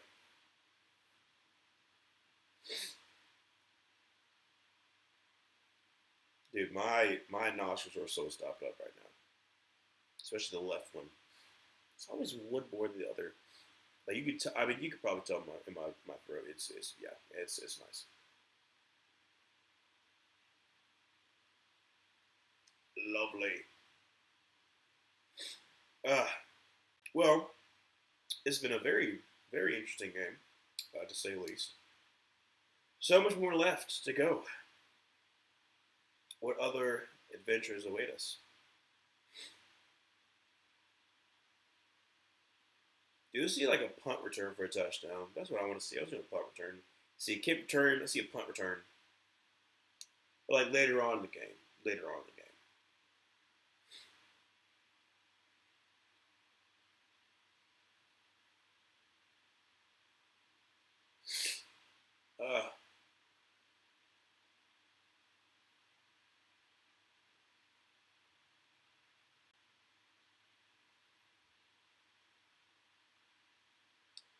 We talked about it before, but I understand why there's Christmas commercials, and it makes more sense now because like it's like past November, it's like November 20th, that kind of thing. Well, like right around there. But I hate that there's like so many that like happen like really soon after Halloween.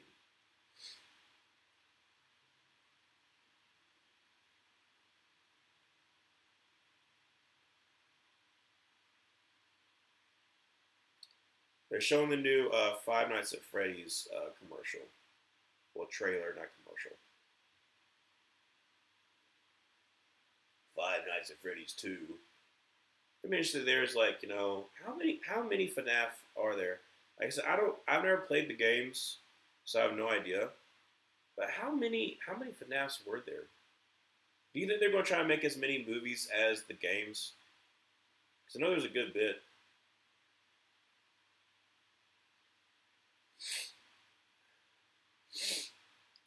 First down 10 from the 49-yard line. Davis Mills throws, let's be caught, and that's going to be Dalton Schultz up to about the 41.5-yard line. 44 seconds. Texans have 2 timeouts, and they call one of them. Well, actually, no. Maybe. Yeah, Texas call a timeout. So Texas have one more timeout. They are at about the 41.5-yard line with like 40-something seconds left. So, yeah.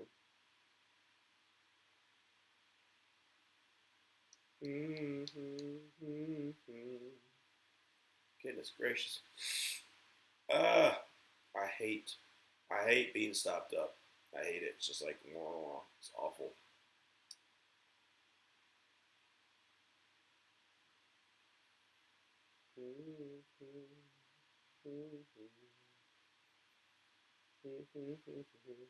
All right, so drops for the pass on this second down two. Throws the caught this week. Chris Kirk up to 30, 25, 20, up to 20, 15, 10, and out of bounds at about the.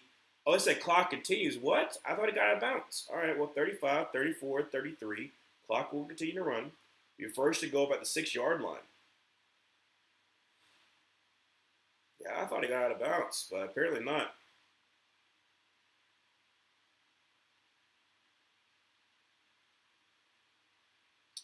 From the 8 yard line, 15 seconds. Draws back to pass and throws for the end zone. Has to be incomplete, out of bounds. Try to get Jaden Higgins. 9 seconds left to go in the second quarter. So they can take some more shots to the end zone.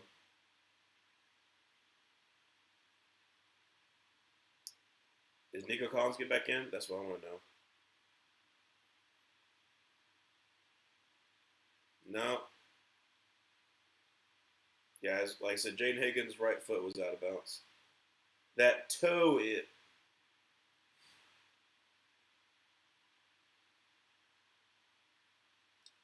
Ursery is on the ground. That's not good. Ariante Ursery from Minnesota, your left tackle, rookie, is on the ground. Well, not really on the ground. He's on a knee.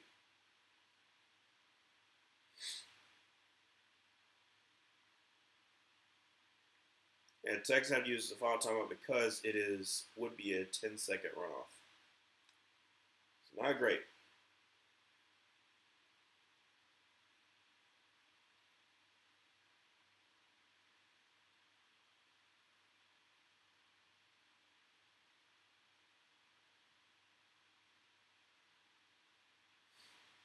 All right, so Ursery's out.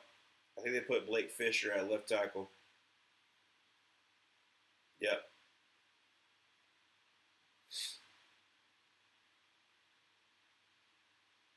So second and goal, the 8 yard line.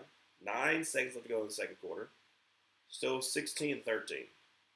Nico Collins is in there, by the way. Please, Nico. Nico, give me a touchdown. Nico going to be a slot too. All right.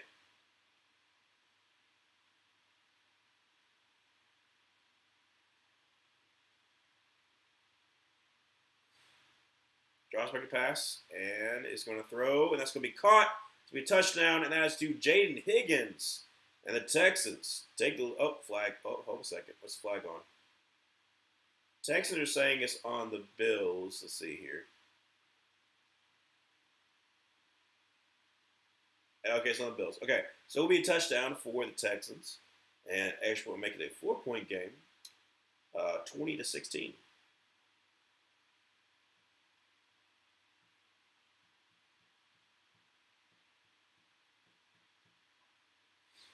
5 seconds up going second quarter.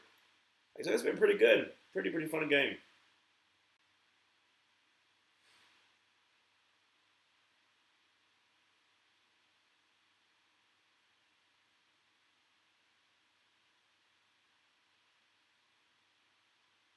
All right, Fairburn off for the extra point, and it is going to be up, and he barely made it.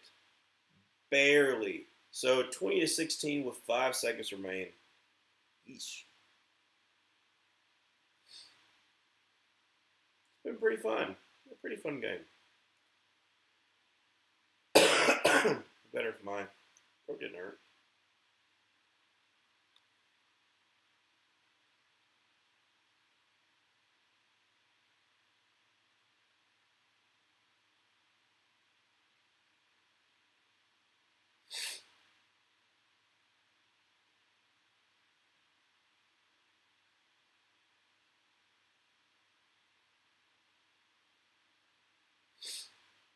Gosh.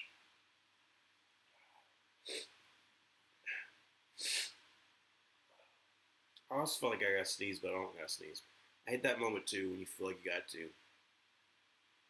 It'll come eventually. So 5 seconds, not much you can do unless you want to get another kickoff return for a touchdown.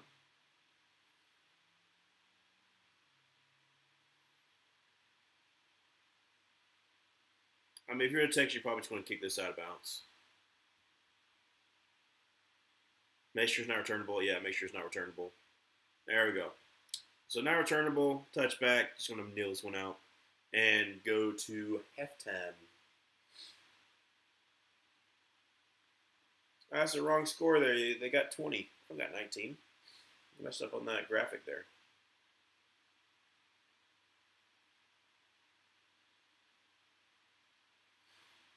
Yep, kneel down. So 20-16. Texans looking better over the last little bit. So Bills receive second. Excuse me. Very sorry about that. Bills receive second half kickoff, so they're down by 4. Josh Allen not looking the best. Obviously, like I said, definitely does not help that you're going against a very good Texans defense. The fact that the Texans are actually able to, score some points is kind of nice. Second most points scored in the first half of the season is 20 for the Texans. So offense is doing. The fact that they've had Davis Mills, who only scored 16 all game against the Titans, and you go up against the Bills and you already put up 20. Not looking the best for the Bills. It was given good field position on one of those drives, but still. Technically, that one they did nothing with. They had to kick a field goal. They gained like 5 yards. I hate that my nose is stopped up. It sucks. Anyways, this upcoming week, there's a lot of very interesting matchups. Obviously, let's talk about the Panthers and the 49ers, because like I said, I'll be streaming that one on Monday Night Football. Panthers desperately need to win over the 49ers, because if they lose the 49ers, then the 49ers are one of those wild card teams that the Panthers will be trying to compete with, because honestly, we're probably going to have to try to win the division, try to make the playoffs, because the wild card is going to look pretty full for the NFC. You got the Packers, you got the Seahawks, you got the 49ers. So I do think that the Rams are going to win their division. I don't know yet about the NFC North. Lots to be played. Of course, I want to believe in the Lions, but there's still so much more that could possibly happen. And so I am, like I said, being cautious with what I decide with the NFC North. But I do think the Panthers are going to have to win the division to try to make it in. And the more NFC teams we win, the better our option is of trying to win the division. If we lose to the 49ers, I think we have to sweep the Bucs, just based upon how I think the Bucs are going to do the rest of the season, because they're going through their rough stretch right now. If the Panthers if we had just beaten the Saints, everything would have been fine. We would win the lead division by now, but now we got to hope that we beat the 49ers and that the Rams handle business. If the Rams handle business and we beat the 49ers, we're technically in the lead of the division, though. Then we have the Rams next week. So, not great. But like I said, I'm hopeful. I'm hopeful that the Panthers will win. One, because I don't want to be depressed while streaming. And like I said, we have the Saints again. Like I said, you have the Rams, you got the Bucs twice, and then you got the Seahawks. So not great. And the fact that we have the last time that we won 7 games was the 2022 year. That 2022 year is when we had Sam Darnold and Baker Mayfield on the roster and Christian McCaffrey. And in order to try to make the playoffs, the last time that we were close to making the playoffs was 2022, and we have to go against Christian McCaffrey, Baker Mayfield twice, and Sam Darnold. Very odd that we had to do that. Just putting that out there. But Things are looking up for us. Like I said, the Bucs and the Rams play, which should be a fun game. Obviously, I'm interested to see how this Rams defense does against Baker, who overall season wise has been playing pretty well, but obviously injuries to that offense has been very detrimental to Baker's success. Um, Obviously, not having Bucky's been hurting them a little bit, but I mean, Deshaun Tucker outside those two picks, he was almost unstoppable. Um, and then if you really think about it, like if the Rams beat the Bucs, then like if the Bucs win our division, the NFC South, then the Rams have a win over them, so it makes the Rams look feel a bit better because like all right, you're more than likely trying to compete for the first overall seed. So you can't be tripping up over some of these teams that could try to get the first overall seed. Like I don't think the Bucs have a shot, but let's just say the Bucs beat the Rams. If the Bucs beat the Rams, they have a pretty easy go of it.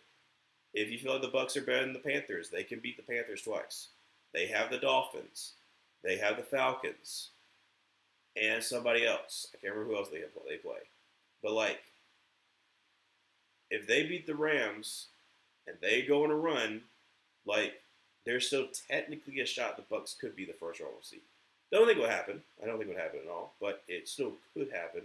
Or they could be like the second seed, like the Rams be like third seed, that kind of thing. Another good game too. Obviously, Eagles and Cowboys. Be interested to see how the Cowboys look against an actual decent opponent, not the Raiders. Sure, you look good against the Raiders, and it's also the Raiders. So how you gonna look against the Eagles? Eagles defense against Cowboys offense should be interesting. Um, Obviously, they'll play better coverage than the Raiders did. No offense to Kyle Blue Kelly, but he got absolutely cooked a couple times by George Pickens. So Panthers to win, so that's also an upset of the week. But I don't know. I just feel like there's some injuries for the Eagles that I think is going to be a lot worse on. It's going to be a lot worse on Jalen Hurts, and it's going to come down to him trying to win the game. And I think this is like where sometime during the Eagles, I mean, it's been happening early in the season too, but the Eagles lose a game they probably shouldn't lose, and people run with the narrative that the Eagles are overrated, which I think to like a certain extent I can understand. At the same time, I just think that it's just bad play calling on offense. Like Patullo should be gone after the season. If there was a way that you could get a better offensive play caller right now, the Eagles would be dialing the number right now. Um, yeah, I don't know. I I'm excited to see how this week pans out. Um, I don't think there's international game today. Not today, but this weekend. I don't think so. So we had the Miami Commanders Spain won last week. But yeah, it should be fun. It should be a fun week. I'll be fun a lot better than the Panthers win.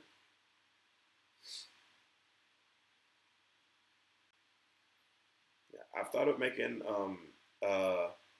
I keep on waiting a week until I do the Panthers mid-season review. I did the quarter season, and then every single week I'm like, I'm glad I waited a week, and then I'm like, I feel even better about waiting a week, and I'm like, before this week I was like, should I do it now? And I'm like, nah, I want to wait until after this week because if like after this week the Panthers win on Monday, if we win on Monday, then I can actually talk about us like legitimately being potentially a playoff team. If we lose, then I can be like, well, we can make it interesting, but it's still looking like we'll probably not make um, the playoffs because of how hard the rest of the schedule is, and like the fact that we'll have to sweep the Bucs unless the Bucs lose a game they shouldn't. Um, so yeah, so like I said, it should be fun though. It should be fun. because like I'm glad that I didn't do it after the Packers win because, like I said, I was very hyped by that one. And then you had the Saints game, and I was like, I'm glad I'm waiting because it had been a string of bad games by Bryce. Though Bryce had like good drives, like especially like late game drives that led us to winning some of those games, the win streak. Um, it still was an overall good game. And then I go to the Panthers Falcons game, and he throws for 448 yards. Like I said, I'm so confused about this season because I honestly don't know what's going on. I don't. Like there are some weeks that we look like the best rushing team alive, and there's other weeks where we're like, I don't think so. Part of that is playing against the certain teams we played against. Like Rico Dowdle had an amazing day against the Cowboys. One, motivates the Cowboys because he was there for 4 years. Two, Cowboys defense was atrocious to run before it did Quinn Williams. And thirdly, like it was still in that range of like Rico Dowdle had just came off of the Dolphins game where he was playing really, really well. And you're like, well, is it a flash of the pan or is it like, is this going to be here to stay? And it wasn't a flash of the plan. It wasn't a flash of the pan, thankfully. But yeah, that happened. The Bills game happened, but then you can like, whoa, Bryce wasn't the quarterback. We had Andy Dalton, and a lot of the downward trajectory happened after the dumb mistakes that he made. Because Dalton made a lot of dumb mistakes that game. And so, like, I wanted to talk about that and talk about, like, well, like, I think you can look at it and be like, well, Bryce might not have done that, but there might have been something else that happened. So it's like it's all theoretical at that point. You're like, well, if Bryce had been there, we would have played better. Maybe, but I don't know how close it would have been. We probably still would have lost. And so you have that. You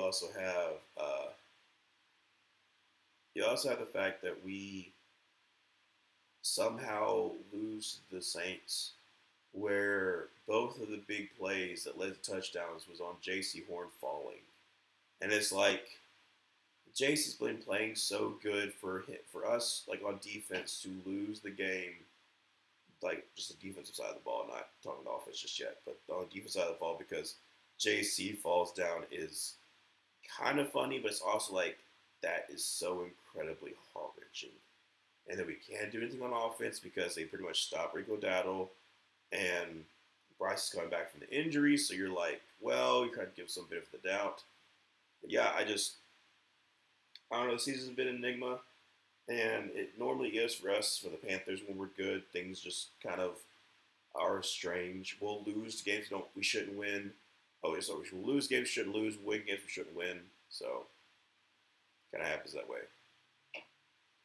So hopefully that means we're good. I don't know. TBD. I am ready for the offseason, though, because there's so much potential for what we could possibly build up.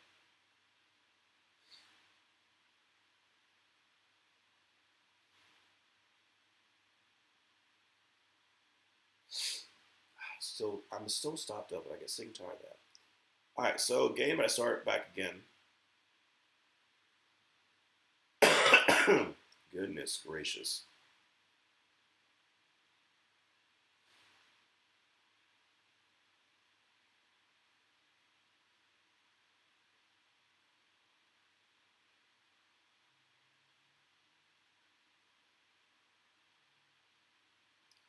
Let's see if the Bills can respond. Kyrie Fairbairn on to kick this ball away.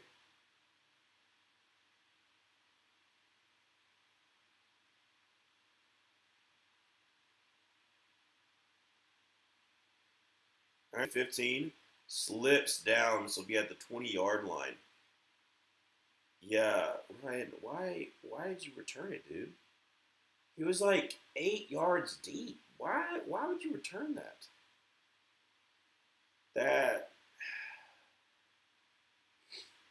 That's dumb. That's just dumb right there. Josh Allen shotgun formation without maybe a yard.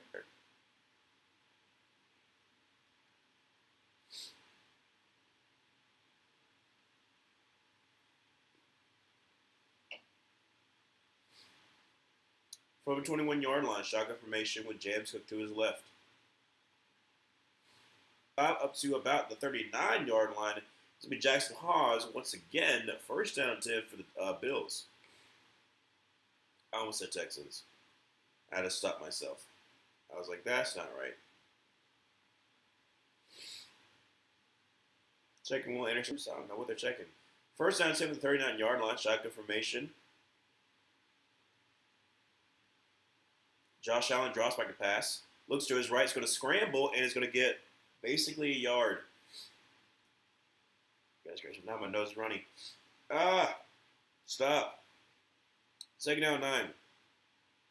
3:15 left to go in second half. Third quarter.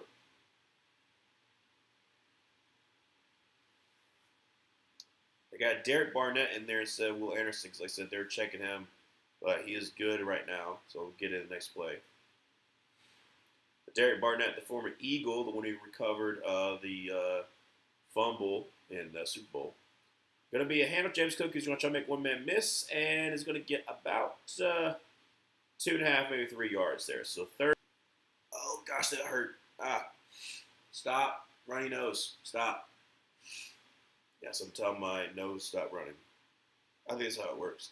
Third down 6, 12:28 left to go in the third quarter. Still 22-16 Texans with lead. Josh Allen going to be empty set. Now going to be a shotgun formation with Ty Johnson to his left. Draws back to pass and steps in the pocket. Is going to avoid the sack. Is going to try to roll up to his left. Is going to scramble again. And is going to fall. Will Anderson gets the sack at the 25-yard line. Josh Allen just like, I'm going to go. Wait. And they sack. Like, Will Anderson's fast enough, so I don't know what he was thinking. He's trying to make something out of nothing, but still. Spencer Brown gets beat. He just get looked by Will Anderson. Will Anderson's just like, I'm running. He's gonna track him down.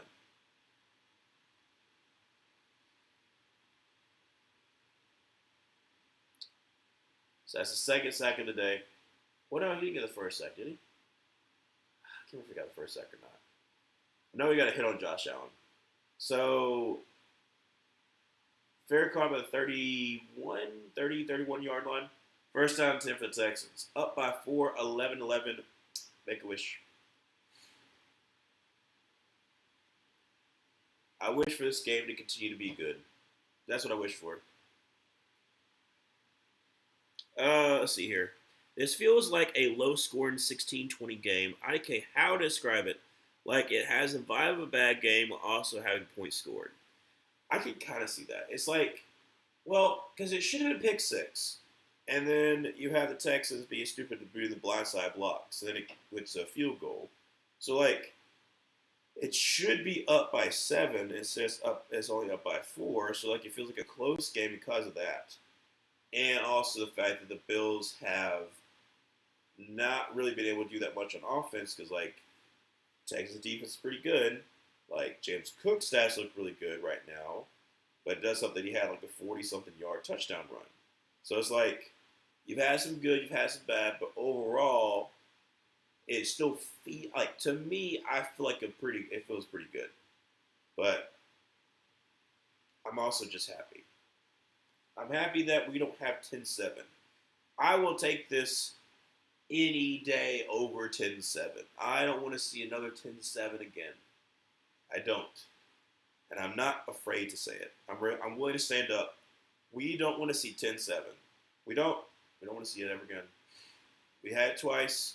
It wasn't nice. Put that thing back where it came from. Also help me. I hate my nose getting stopped up. Because it's like, I don't have to tell you what it feels like just to have it stopped up. You know what it sounds like. It's like awful.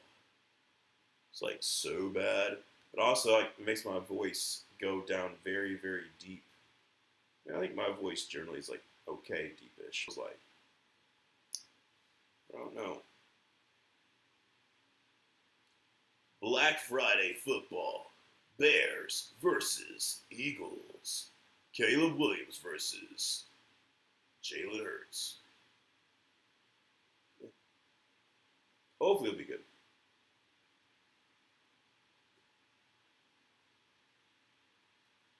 Still delicious. It's still delicious. Why in the world? What in the world? Woody, what are you looking at? They're showing Woody, and he just like his eyes are very big, like this, just like looking.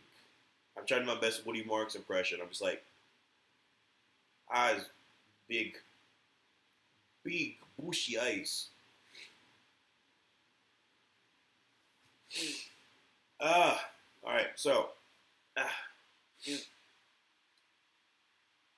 extra offensive lineman on the right. Going to be a flash pass. Is get pressure. Going to be a screen pass to Nick Chubb to 35, up to the 40. Got tripped up, but got to the 44-yard line for Texans first down. There we go. There we go, Texans. Let's get this thing on the road. Like I said, I feel awful. Not awful like my body feels awful. Just like my nose is like, it's like, you want to breathe? We're not going to do it today. That's what it feels like. So flag on the play. Don't know what the flag is. Why are they? So what happened? Oh no, they were passing the line. They're past. Oh yeah. Way down the field. So back that sucker up. First down 15 from the 26-yard line. Drops back to pass. Davis Mills is going to sidestep. Check it down to the running back, who is going to not do as well as the previous time. No, not Bernard. Shoot. Bernard is hurt. That's his elbow. Shoot, man. It's going to be a loss of 1, second down 11. Grueling day of work. One that should barely qualify as a pro football game. And you don't know ball. Manuel, I'm sorry I don't know ball. I'm sorry I don't enjoy the finer things in life like a defensive battle. Like a game that confused me. A game that caused me to lose my sanity, which was Buccaneers, Raiders. I'm sorry, I can't do it anymore, Emmanuel. I can't. It broke my brain. I was looking, but I didn't know what I was seeing. All I saw was dropped balls. And I was like, these balls should not be dropped. This isn't where it belongs in the football. It should be caught. It should be cradled. It should be cradled these balls. But instead they were dropped. Misguided balls, one might say. They're showing the family plan too. That is crazy. I'm so sorry. Me talking about the balls that happened on the 10-7 game, Raiders Broncos, and then just being like, family plan too. Thank you, A. Yep. Instead of talking about balls, instead of talking about ball, we should be talking about the family plan 2 coming out soon on Amazon Prime.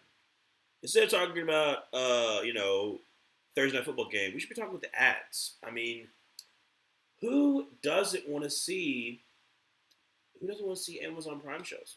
Who doesn't want to see the the copy paste animated series fantasy thing that looks the same exact thing as that other one? What was that one called? The Dax Machina, whatever, something like that. That whole show that came out like 2020 to 2021, whatever that was. Like, it literally was like the same exact thing. Yeah. You could say that those balls were failed by the system. They were misguided. They were failed by the systems. They weren't loved. They weren't loved. Bo just threw him away. He threw him away. Bo was not like Bush. Those balls were left behind. So Bernard is going to the locker room. It is second down and 16. That's right. It was first down and 15 before they lost the yards. So second down and 16 from the 25-yard line. Shotgun formation, draws back to pass. Davis Mills, size of defender, rolls it to his right, going to run up to the 30 and up to about the 33-yard line. However, there is a flag. What? What must it be? Is it a hold? Yes, it is. Holding on number 77, Trent Brown. Push back. Push back. Way back. So Trent Brown on Joey Bosa holding. And drag, yes, he did. He dragged him to the ground. Trent Brown was like, I'm not getting beat on Thursday Night Football. You're coming down with me. He didn't want to be embarrassed, so he's like, I'm going to take him down. We're taking it downtown. So second down 26. 10:05. Let's go in the third quarter. Still 20-16. 2016. What happened in 2016? Oh, shoot.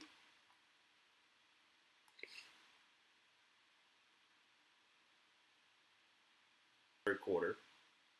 I mean, you know what happened in 2016, right? I mean, there was something. Well, it didn't really happen in 2016. It happened like that next year, but you know that season in 2016. Third and 16. Speaking of 16, 9:30 left to go in the third quarter. The Texans are. That's gonna be a legal man downfield. Yes. So instead of just throwing the screen pass, Davis was like the field, so it's a legal man downfield. Why? Why? Why do you do that? I don't know. We don't talk about 2016. Nothing good came from it, or on or off the field. Like video six, I mean, you gotta be hopeful, but also I think there's a lot of people who are like looking at it with rose-colored glasses, like, was this like the last time that we would be happy? Hello there, Dobie. I just woke up. Anything good happen? Well, it is 20-16. Texans with the early lead. Texans should have had a pick six. However, Tim Settle was like, I'm going to do a blind side block. That didn't help at all. And so the Texans had to kick a field goal. There was a 98-yard kickoff return by Ryan Davis, the running back from Kentucky second year. Penalty flags and sacks. That's pretty much it. Pretty much it. 9:03 left to go in the third quarter. It's been a long third quarter compared to the rest. What we got here? Holding on the return team. It's going to back him up like 5 yards because they were at like 10. So, absolutely outside Dawkins. And he's a beast, man. First down 10 from about the 5, maybe 6 yard line. Depends where his spot is. That man has braided his beard. I couldn't grow I could try to grow my beard out that long. I've had it long-ish, but no. So from the 9.5 yard line, Josh Allen under center with James Cook in the backfield, 2 tight ends to the right. Going to be a handoff. James Cook who's going to try to bounce it outside. Oh, no, bounce it outside. Bounce it inside for about a 4 yard gain. The second down is 6. But that's pretty much what's happened. Pretty much, some good, some bad. Injury for Terrell Bernard, number 8 for the Bills. Their linebacker does not look good because it's like an elbow injury, so not great. That's pretty much it.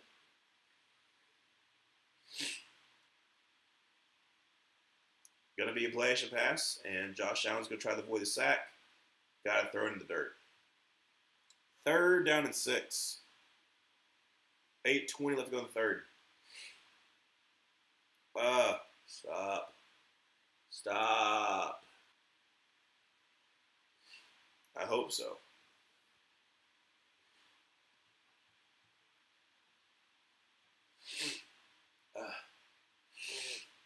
All right.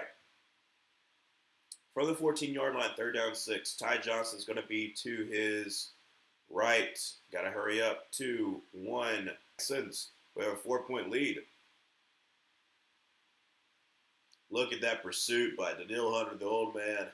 The old man, nice little spin move, and just destroyed Spencer Brown. And he's like, I'm going to take them feet. I'm going to take them up. Yes, the Texans are up 20-16. Fight is underway, and it's going to be a Not the best one. We were fair caught at the 46-yard line. Ooh. First and 10 from the 46-yard line. 7:29 left to go in the third quarter. 20-16, Texans are up. We're feeling great. That would have been a perfect time to do the "They're Great" with Tony the Tiger. But I'm like, nah, I'm not gonna do it. I ain't gonna do it. Ain't gonna do it. I ain't gonna do it. But yeah, it's been interesting for sure.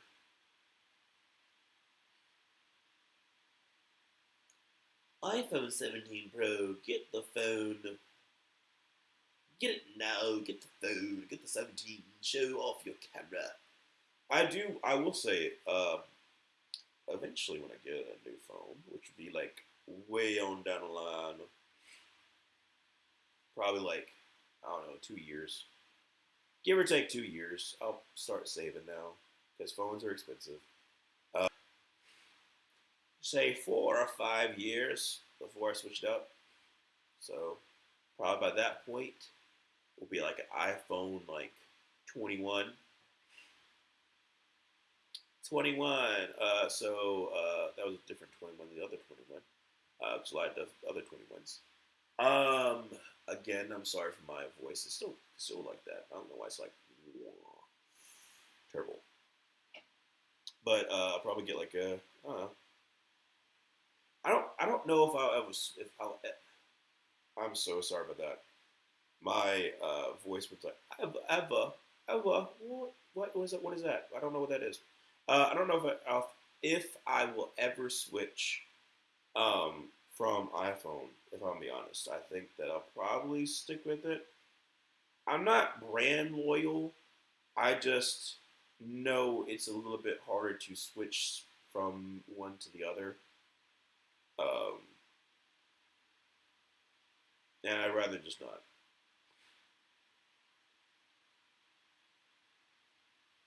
Are they checking on the ref? What are they checking on the ref for?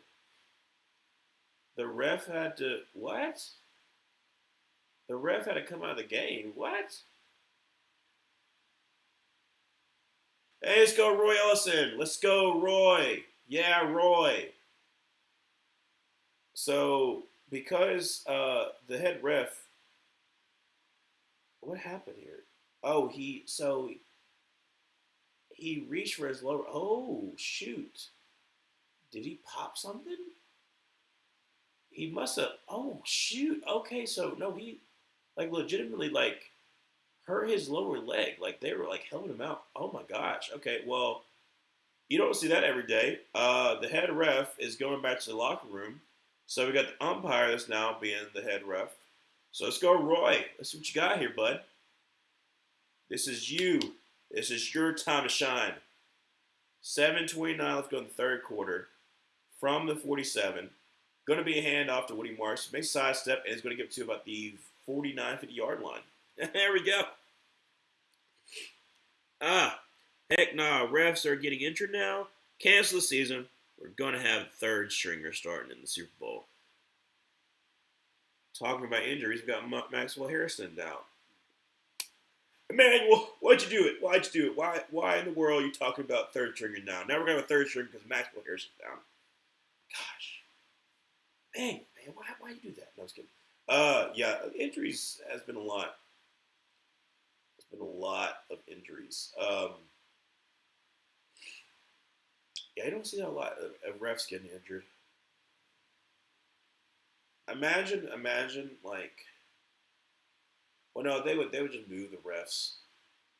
But imagine that happens like in a Super Bowl. Imagine like the head ref of a Super Bowl goes down. Like it's like say it's his first time like hosting a Super Bowl. Okay, first time being the head ref of a Super Bowl. He gets injured in the Super Bowl, and then like the backup ref, Buggy, don't punch back. No take back seats. You said it. It is done. Harrison is down. It's all your fault. But because of the injury though, we get to see Vince Vaughn and Odin Wilson with the TV commercial for, I guess, YouTube TV. No, it's for Xfinity. Imagine that. Pizza Hut. I don't know the last time I went to Pizza Hut, I'm going to be honest. When the Pizza Hut got rid of the buffet, it was insane.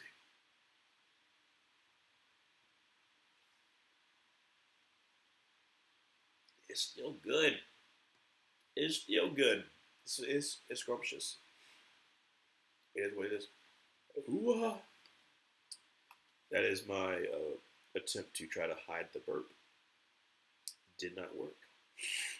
You know what is not working either? My nose being stopped up.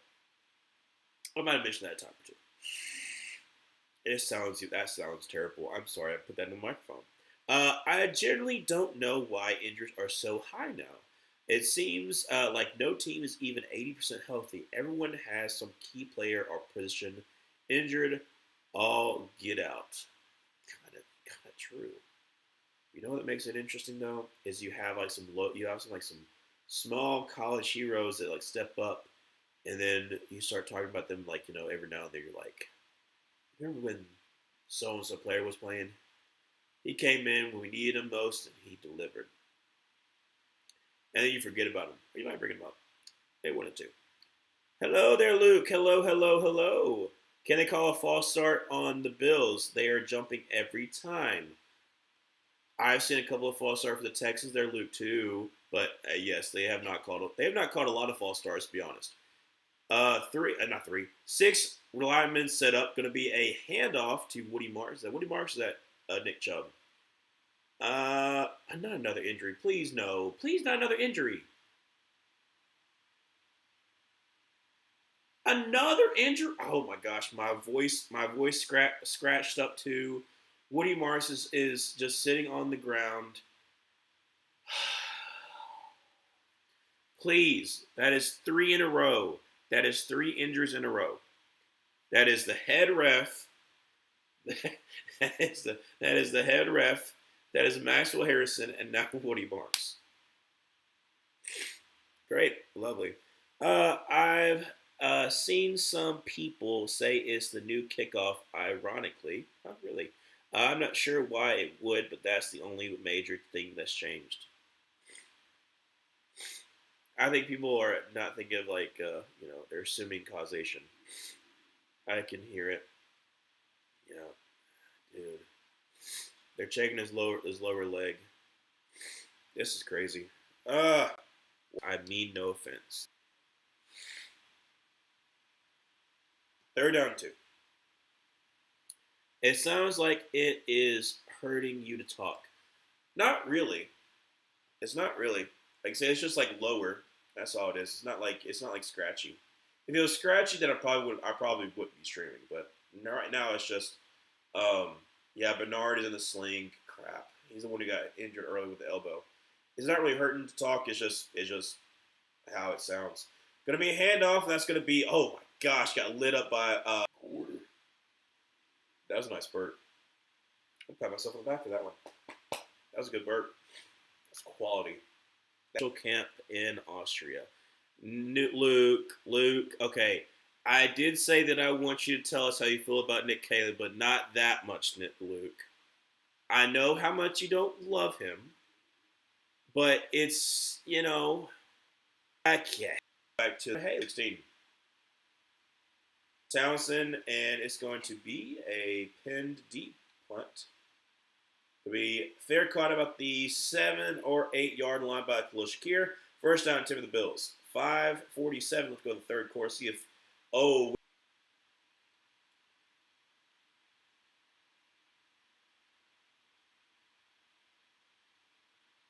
wait. They called that for a false start?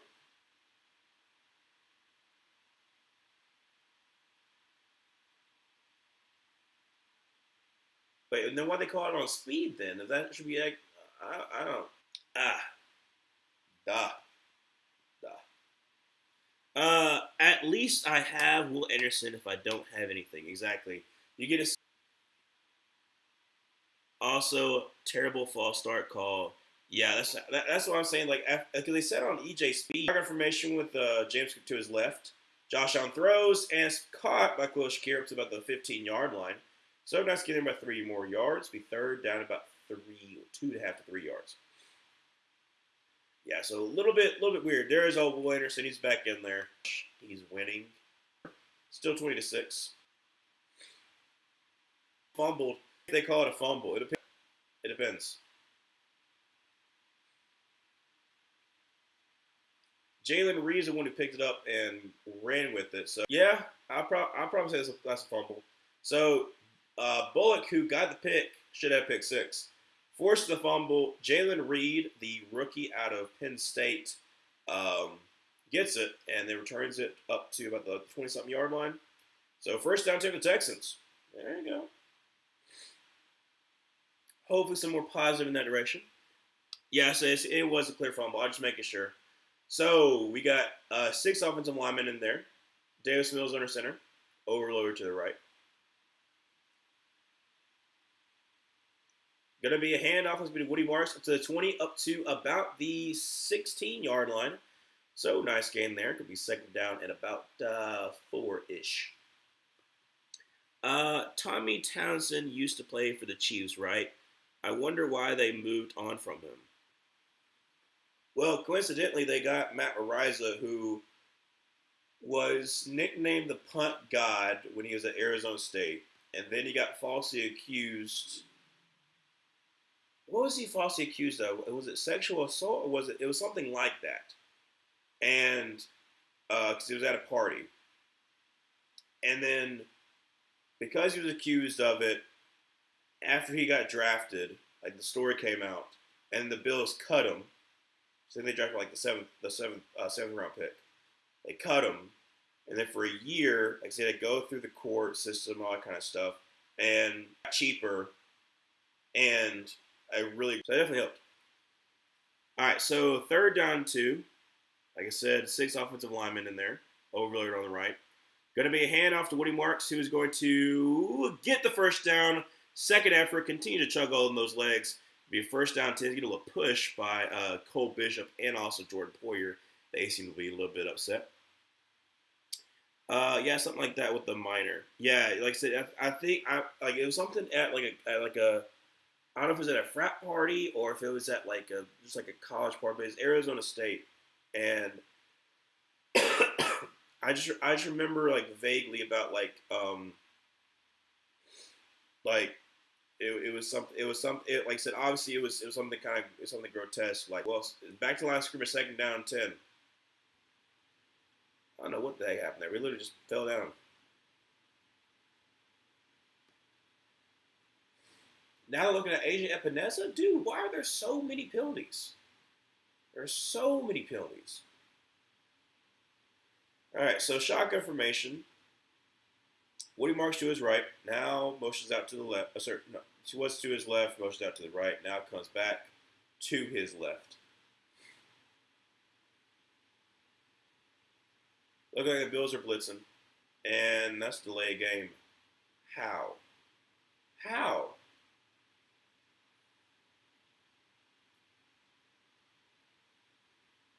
If you have to settle for a field goal here, I'll be very upset with you, Davis Mills. Now, I picked the Bills to win, but I'll be very upset. 1:20 left to go in the third quarter. Second down of 15. From this, Davis Mills drops back to pass, and it's going to survey the field, and it got blocked at the line. Almost got caught by Nico Collins at the 10, but it says a little bit of fluttering pass. So third down of 15, 1:05 to go in the third.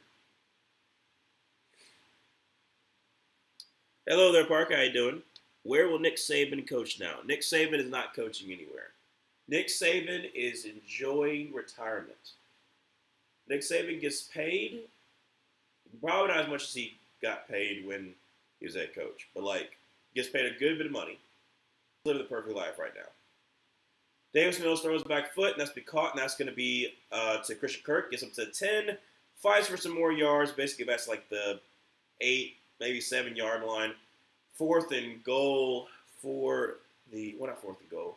They're right. They were like 3rd and 10. Yeah, so got to kick a field goal.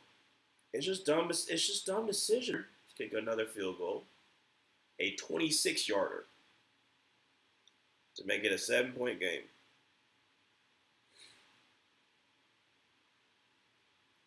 Kick is up, kick is right down the middle. So it is 23-16. So with that field goal, it went from a one-possession game to a one-possession game. And again, on back-to-back, not really back-to-back, but on the 2 turnovers the Texans have had, set up for field goals.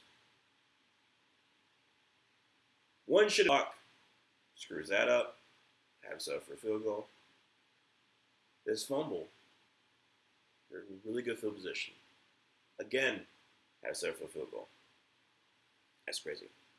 That's crazy.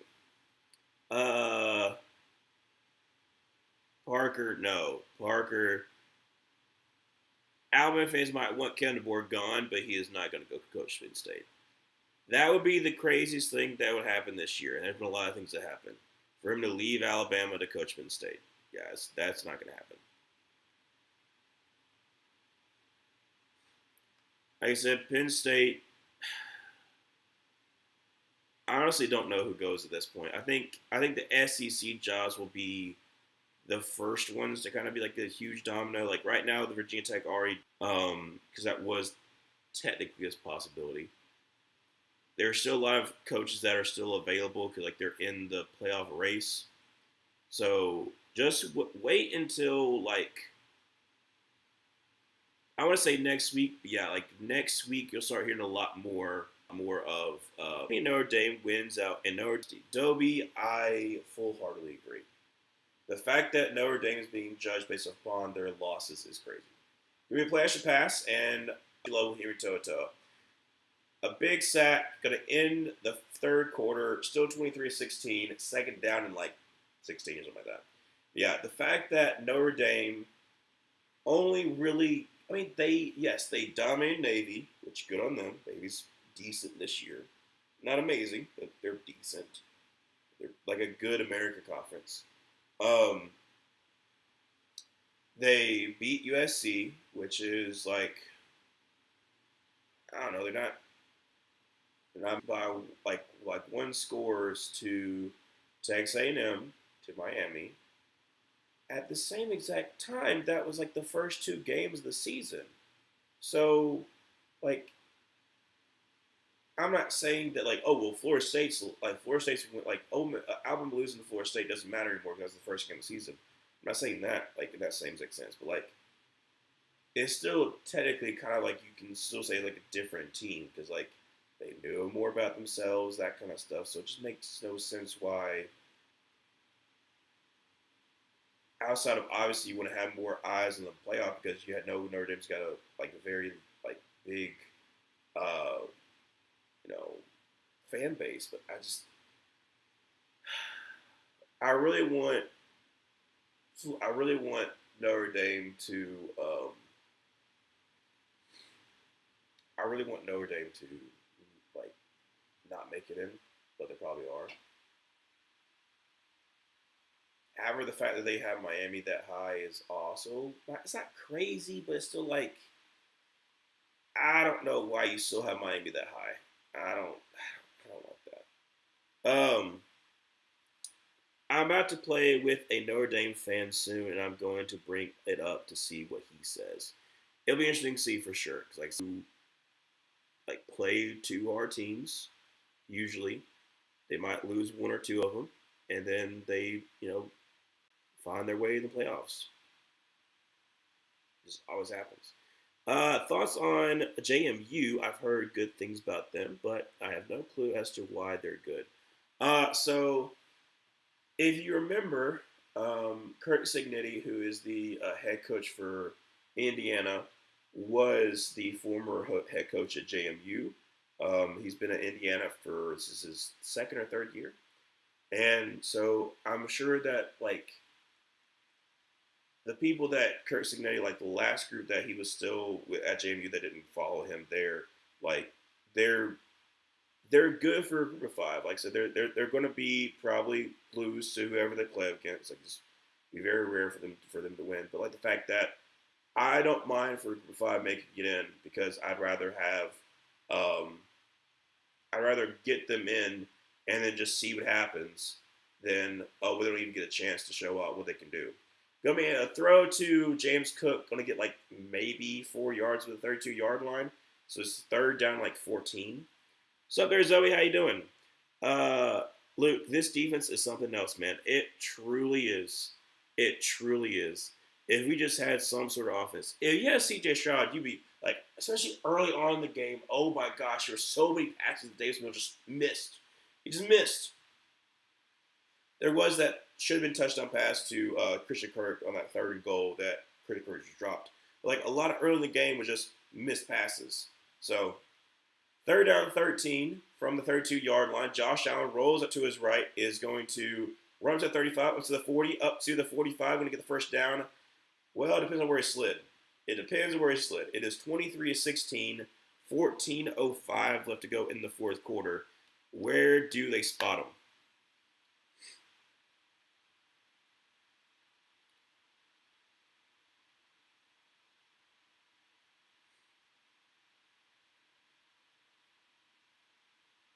I think he gets it. I'm pretty sure when he drops down, yeah, I would say he gets it. I would say he gets it. First down, 10 for the Bills.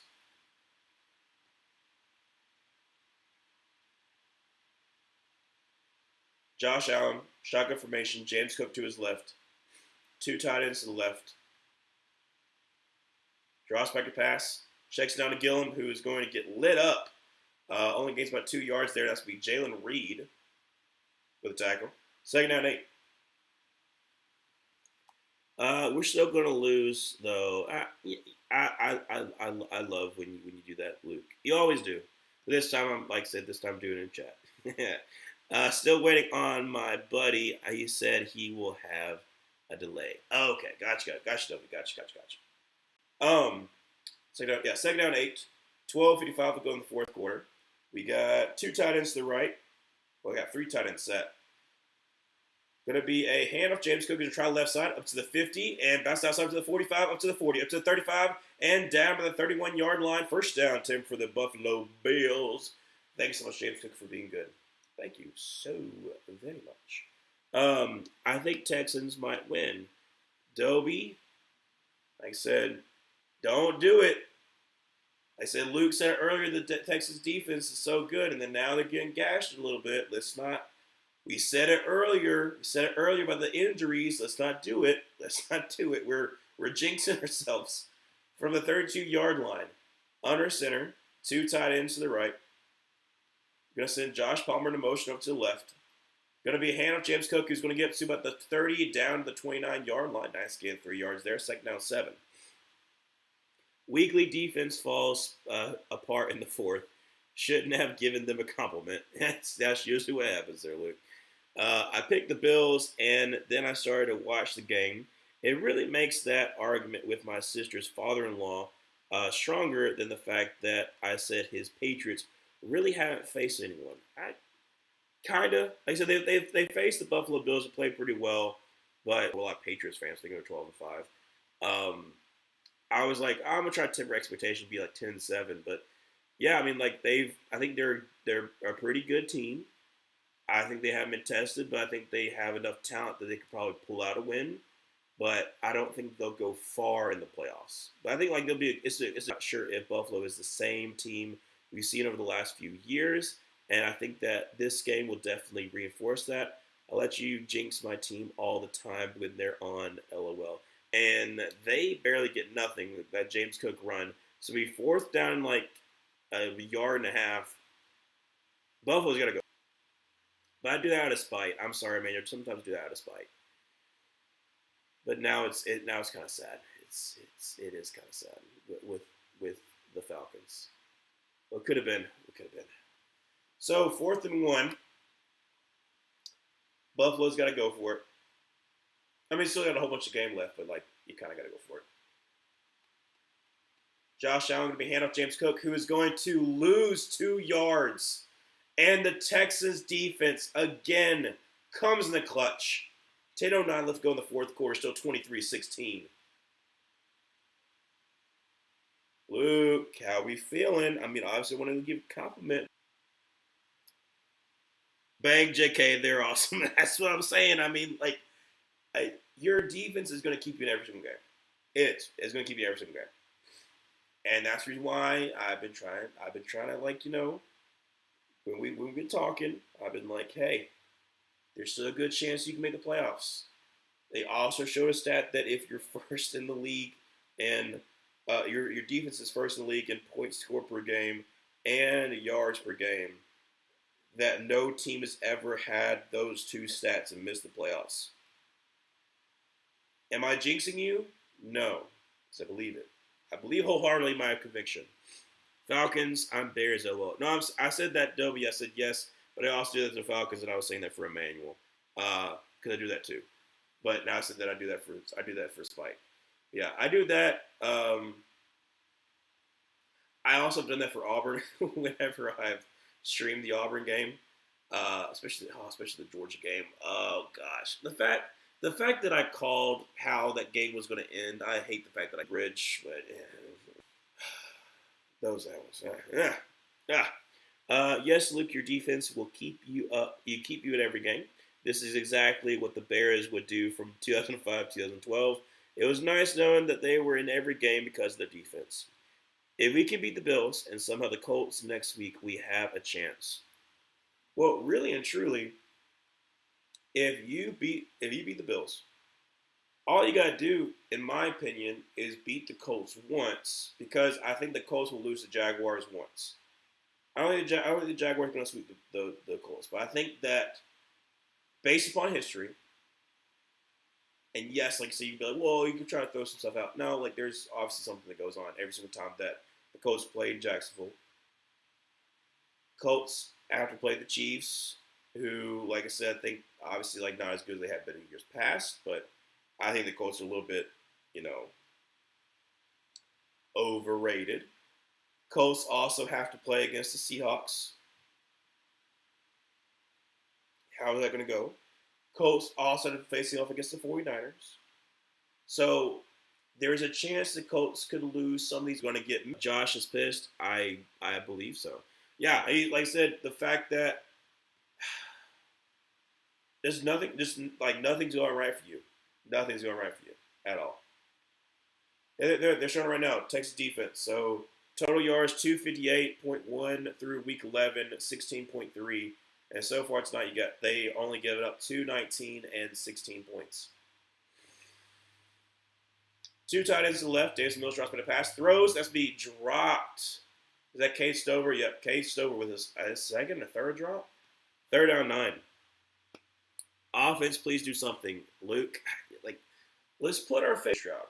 They're both roommates. Remember, they're roommates. So he keeps them calm. He doesn't catch, but he just he's there for his butt. Third down 9, 9:20 left to go in the fourth quarter. Still 23-16.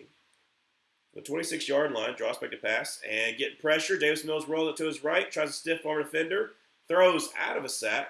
So very good there. The referee is like, hey, you got to the line of scrimmage. Good job there, but Davis Mills. I mean, like, not the best. A terrible job by Jake Andrews. I'm sorry. Jake Andrews should have picked up Cole Bishop there. His eyes just were not focused at Cole Bishop at all. So 4th and 9, got to punt this ball away. 9:21 left to go in the fourth. Parker, I would love for Kirby Smart to leave, but Kirby Smart's going to coach until probably like Nick Saban's age.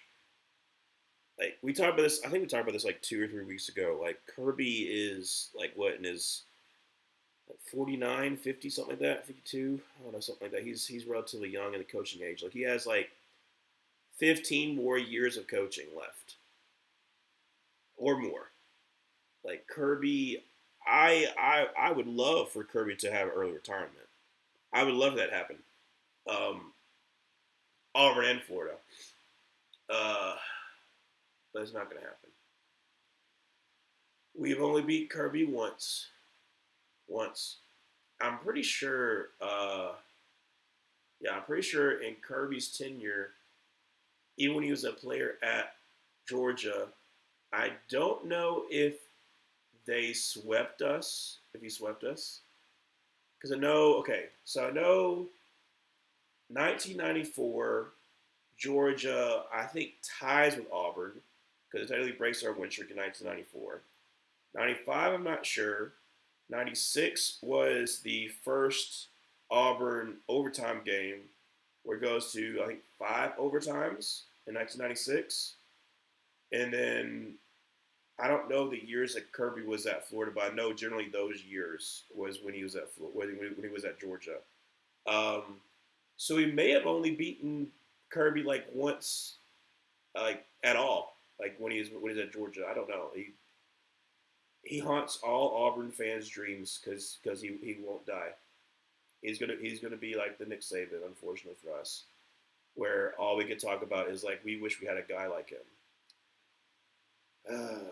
I just hope we get this coaching hire right. I really do. If we mess up another coaching hire and we fall deeper and deeper and deeper into mediocrity, this is gonna suck. It's gonna suck. I've also said this before too. I don't know if I said it on stream, but I've said it like with my friends too. Um, if Auburn happens to get back to being decent again, or heck, if we somehow be consistent again, I'm not going to be toxic, but I know for a fact that a lot of Auburn fans are going to be so toxic. So toxic. They're already, like, I would gladly say there are a lot of Auburn fans already toxic. But if Auburn becomes good again, there's going to be a lot of toxic fans because we had to deal with a lot of crap. From the 38-yard line, first down 10, 9:09 left to go in the fourth quarter. Josh Allen throws to the left. That's be caught, and that's going to be Dawson Knox with a catch. About a 5-yard gain. Second down. Oh, he's on the spot. Second down 5.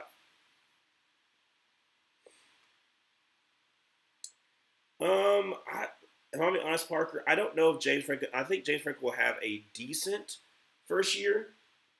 Like, I think maybe he can win 8 games, like with like the bowl win being the 8th win. But it depends. Like I said, he's going to be sacked by the 35-yard line. The fact that James Franklin is going into a depleted team, yes, the ACC, so he should win some games, but like,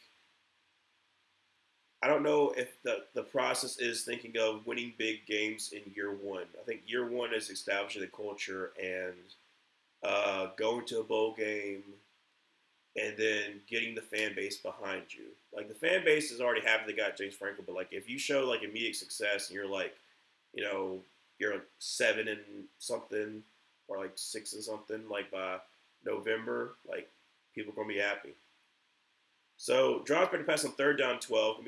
Actually going to be a dump off to Khalil Shakir to the 40. Makes a man miss up to 45. Makes another man miss. 50, 45, 40. Up to 35. Makes another man. Oh my gosh, he's shaking people up in the air. And it's the 30-yard line. Khalil Shakir.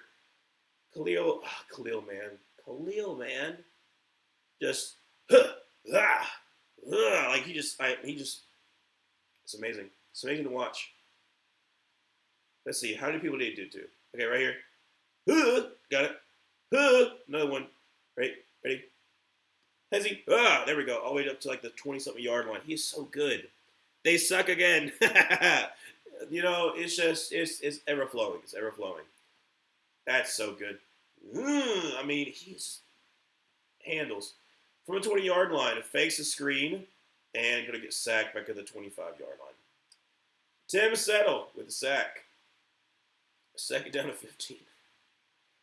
You know, it would be nice if they could, not give up sacks. It's over. Well, maybe not. You never know. I hope that James Franklin don't leave Virginia Tech. I think we talked about it before when James Franklin got hired.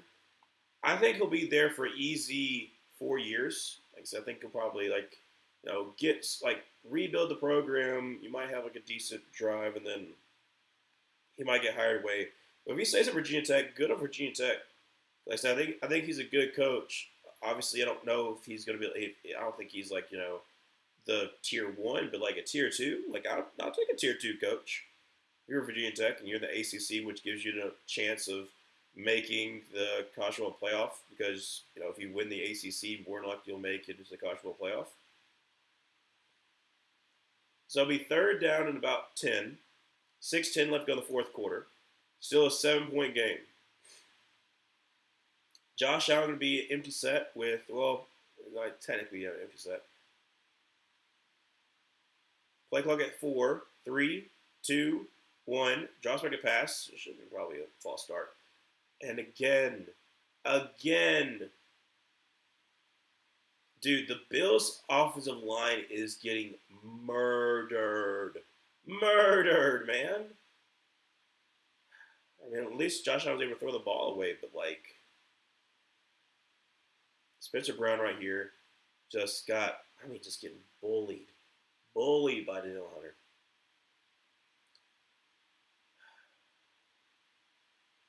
Autry almost swiped that ball though.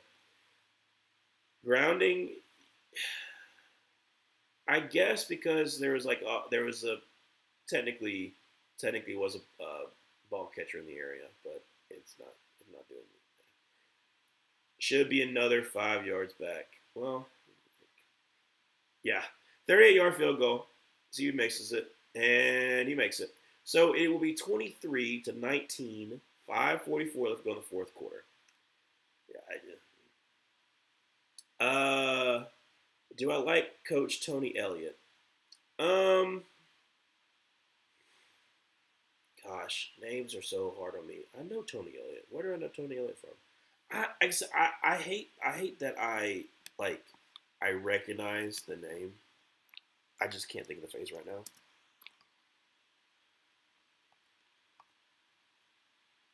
Yeah, that's like he formerly. Yeah, okay, for Virginia. That's right. I think I don't know if I like. I don't know if I like him. I want to see. I think obviously this year is helping out his case for being like on the verge of like up and coming coach. Like I said, Virginia's been good this year. I want to see if it continues. If Virginia continues to be good next year, or like even if they have a step back, if they're still like competing for the ACC next year, then I feel a lot more confident with Tony Elliott because it isn't because I'm trying to think about off the top of my head. Tony Elliott wasn't he also like a former Clemson coordinator, if my mind serves me correctly, or am I thinking of a different person? I don't. I think I'm thinking of a different person, but yeah, Virginia's been pretty good this year. They have a good chance to win the ACC. I really thought that Duke was going to beat them, and then that did not happen. So I really want Georgia Tech to win the ACC. But if Tony Elliott wins ACC and he goes to the college football playoff, even if he has like a decent showing, like even if he doesn't win, even if Virginia doesn't win the game, they have a decent showing. Like there's a possibility that he could be like seen as like, oh, we'll see if Tony Elliott might leave that next year. Like Virginia is not the same as job as like Virginia Tech, especially like the support. So unless Tony Elliott gets like a whole bunch of support, like I think that if he has another great year next year, he's probably going to be one of those coaches that like in the next coaching cycle that people are going to try to look for. I don't know about this coach cycle. I don't think that people are going to try to take this coach cycle, but like maybe next year, if Virginia stays good, he could probably be poached. Is Bill O'Brien going to be fired from Boston College? Oh gosh, Bill O'Brien. Honestly, Luke can tell you about Bill O'Brien more than I could, because being a Texans fan. But Bill O'Brien, I don't.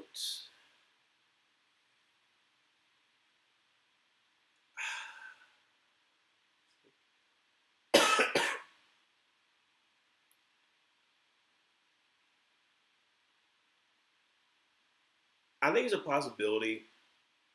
If I'm Boston College, though, like what you're already in a huge coaching cycle right now. So what do you think you're going to be able to do? Like you're not going to be able to compete with all the other coaches that are going to be trying to look for, especially when other people like looking for like, well, I could wait for another opening to get open. So if I am Boston College, I don't fire Bill O'Brien until next year. If it doesn't do well next year, so that'll be year 3 for Bill O'Brien, right? I think it's his third year at Boston College. I think last year was his first year with Castellanos as QB. I would just wait till then. Just to be easier on you to try to find your next head coach. From the 21-yard line, play action pass, Davis Mills going to throw it to the left side, and that's going to be caught, and that's going to be Jaden Higgins. First down for the Texans. Would like if they threw to Nico Collins, though.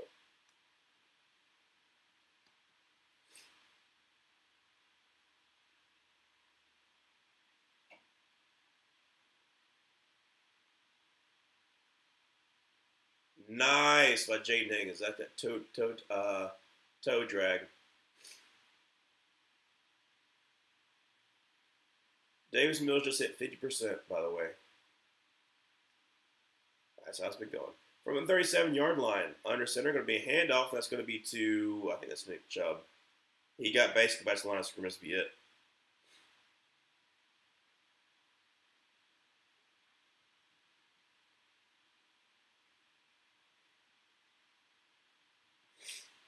Uh, oh, Ty Howard got whooped by Obenjobi. Down to medium. That hole is a whole entire mess. That's a whole entire mess where we have there is more stuff that we don't even know about with UNC of like stuff that's kind of swept beneath the rug.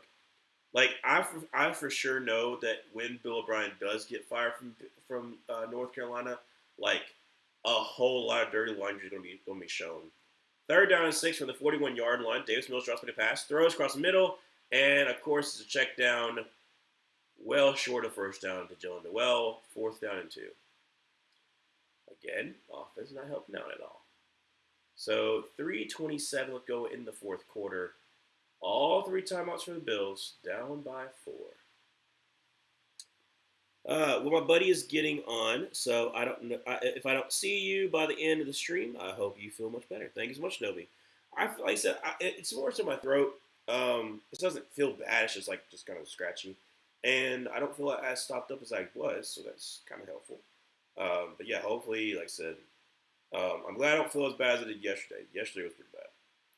So punt underway by Townsend, and it's going to be down. Oh, backspin. Returned by Khalil Shakir up to about the 13-ish yard line. First down 10. No, not 13. Sorry. 23? I don't know. First down 10 for the Bills. Down by 4. 2:48 left to go in the fourth quarter. Probably going to commercial break. No? Hey, I'll take it. We're not going to commercial break. Good. Love to see that. And Spencer Brown is on the sidelines because he has been getting whooped. So Van de Mock is going to be on the right. Ryan Van de Mock. Shotgun formation. James Cook to his right. Trips to the left. Draws back to pass. Throws James Cook up to about the 24-yard line. Clock continues to run. Nice gain there, 6 yards. Second down 4. Just keep on feeding it to him, and that's what we would like to see. All right, probably last play before the 2-minute warning. Second down 4. Josh Allen, under center. 2 tight ends to the right. Going to be a handoff. James Cook, who's going to get about 2 or 3 yards. Be third down short. Go to 2-minute warning. Is Fran Brown Jr. going to be fired from Syracuse? Probably not. Like I said, Fran Brown, sure, Syracuse started off the season pretty good and then fell off hard. I don't think he's going to get fired. Like I said, the thing that I'm trying to think with a lot of these like potential firings is like if I'm an athletic director And I know that my the head coaching job for my program is not like an immediate people are going to come here. Do I fire my head coach with all the other openings? Like that's what I'm saying. Like if somebody from like the Big Ten coaches for an SEC team, like say I don't know, I'm just throwing something out there. Like if someone comes from the Big Ten to coach one of the SEC teams that are open, then that head coaching position is available. So then they are going to have more precedent over you at Boston College or you at Syracuse. So are you looking at that and being like, can I be able to sell Syracuse or can I be able to sell Boston College way better than a, you know, way better program than I am? So that's what I'm saying is like a lot of these coaches that are on the fritz, I don't know if there's going to be a lot more firings because like what kind of person can you actually get?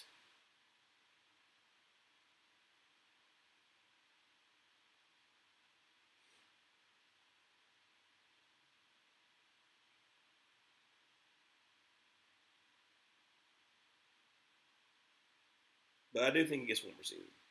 I think it's one more. That's one. And if they're actually able to have a decent season, then he can save his job.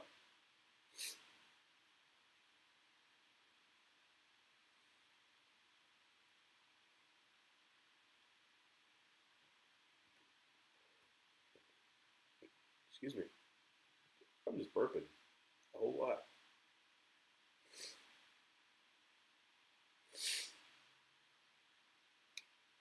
Now my nose stopped up again. Dadgummit. All right. Anyways, it is 23-19.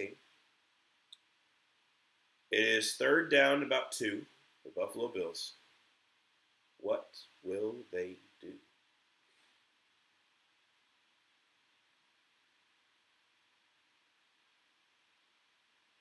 So third and one.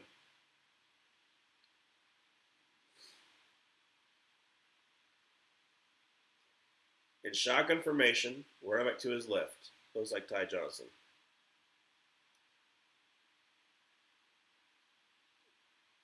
What's happening?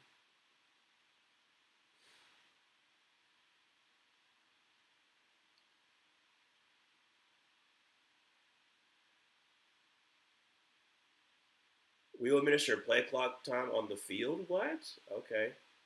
So now the play clock is not available to see. Interesting. Not saying anything. Just saying. So third and 1.5, shotgun formation, trips to the right, drops back to pass, throws to Khalil Shakir, makes a man miss with a 30 up to 35, and out of bounds to the 36-yard line. First down 10 for the Buffalo Bills. Is Coach Deion Sanders going to be fired this season for Colorado football or not?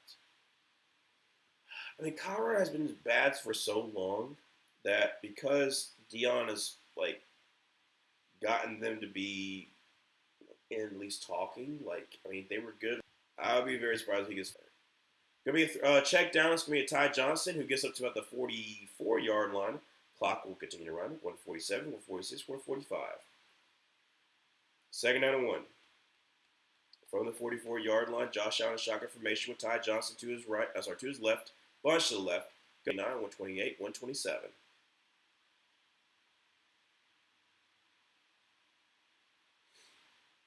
Play clock is awful right now. Shotgun formation, trips to the right, running back to his left. Draws back to pass. Throws. We're going to lose. Love it, Luke. Love it. And is he grabbing his groin?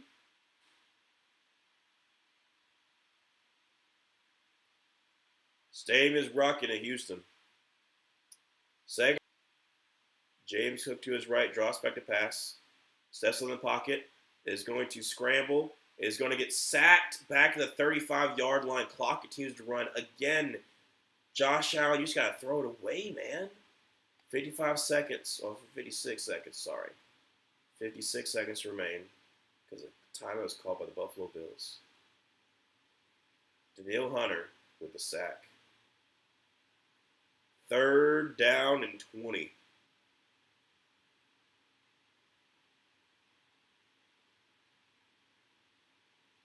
It's just Josh Allen just trying to do way too much. If it's not there, throw it away, man.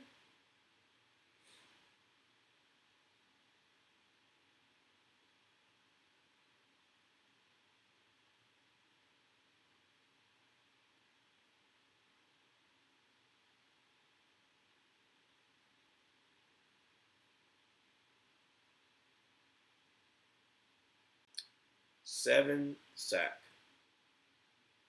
Seven.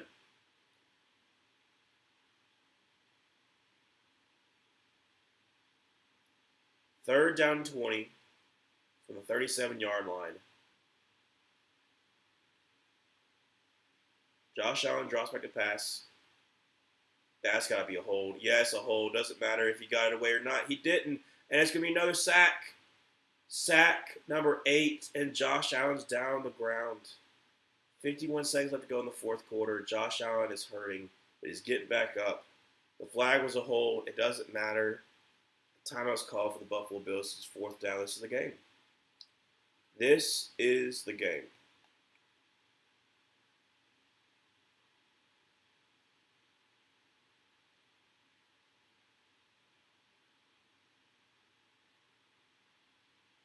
Will Anderson again just whooping the dog mess out of any tackle he goes against.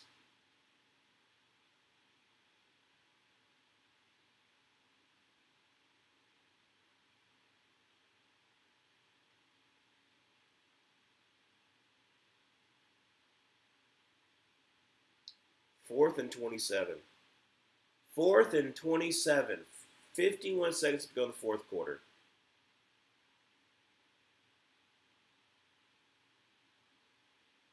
From the 29-yard line. Empty set. Josh Allen drops back a pass. Throws, and that's going to be caught, and that's going to be a hook and ladder. And oh my gosh. Khalil Shakir, 30, 25-yard line. Oh.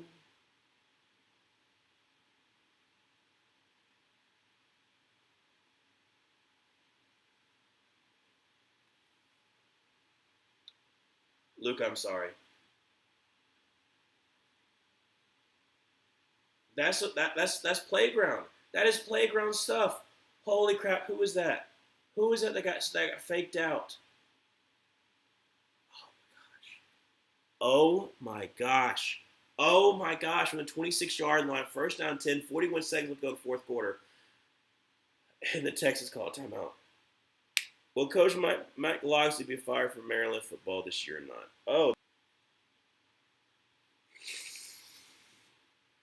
I don't know about the Mike Locksley one. That one actually might happen.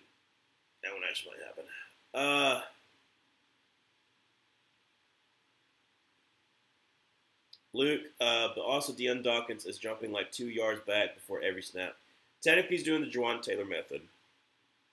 Juwan Taylor and Lane Johnson, where he's not technically doing a false start. Or that's what it's looking like to me. So I will say that, Luke. Fourth and 27. Fourth and 27. Fourth and 27. And you go by a hook and ladder. First down 10 for 26-yard line. Josh Allen shotgun. Well, not technically shotgun formation. Yep, James Cook coming down to help. Maybe, get him out of the backfield. That'd be nice. Josh back to pass. Got time, throws, and that's going to be, oh, no, he dropped. He didn't make it. I thought for a second Gabe Davis had that. Holy crap. Derek Stingley on the coverage. No shot.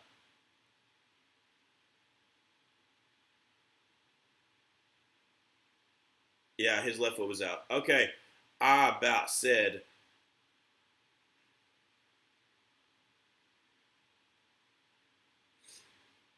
Second down 10, 35 seconds left going fourth.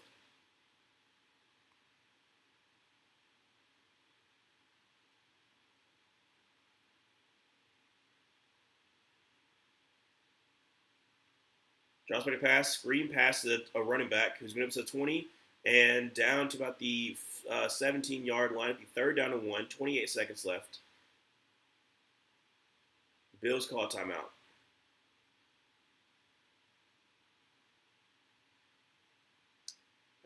I don't hate it. Going to be the same ending as the Bucs game, I'm afraid. Walk off TD, yeah, dude.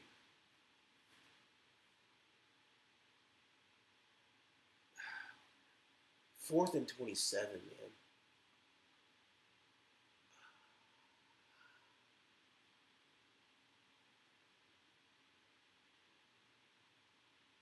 Third and one. 28 seconds left to go in the fourth quarter. One timeout for the Bill.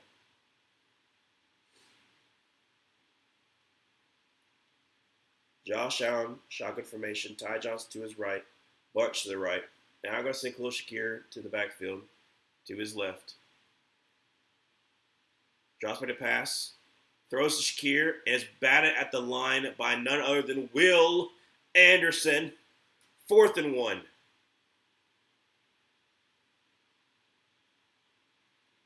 24 seconds left. 4th and 1. He almost picked that off. 4th and 1. Game is on the line. Josh Allen, shotgun formation. Ty Johnson to his right. Bunch to the right. And Deion Dawkins is finally called for a false start. Too bad Myles Garrett exists, or Will Anderson would be Defensive Player of the Year. Well, I mean, he's on a good team too, so that might help out a little bit actually. But yes, your wish has been granted there, Luke. Deion Dawkins is called for a false start. 4th and 6.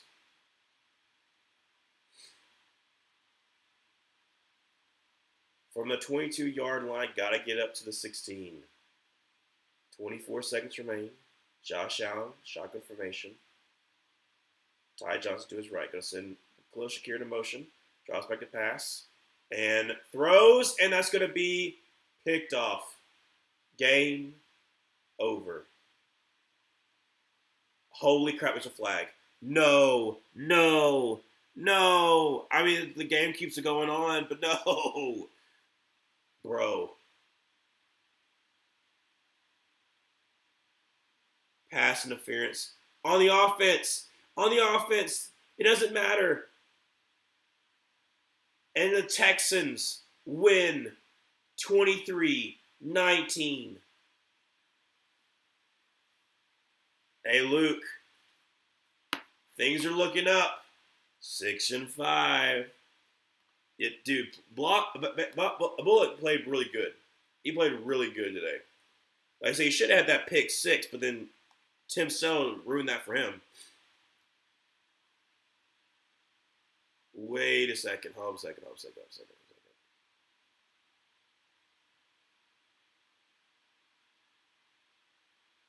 I for a second thought that was going to be pass interference against the Texans on Gabe Davis. But it wasn't. The Texans win.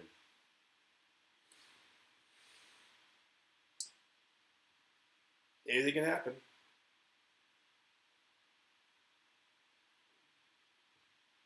Yeah, Josh Allen is pissed.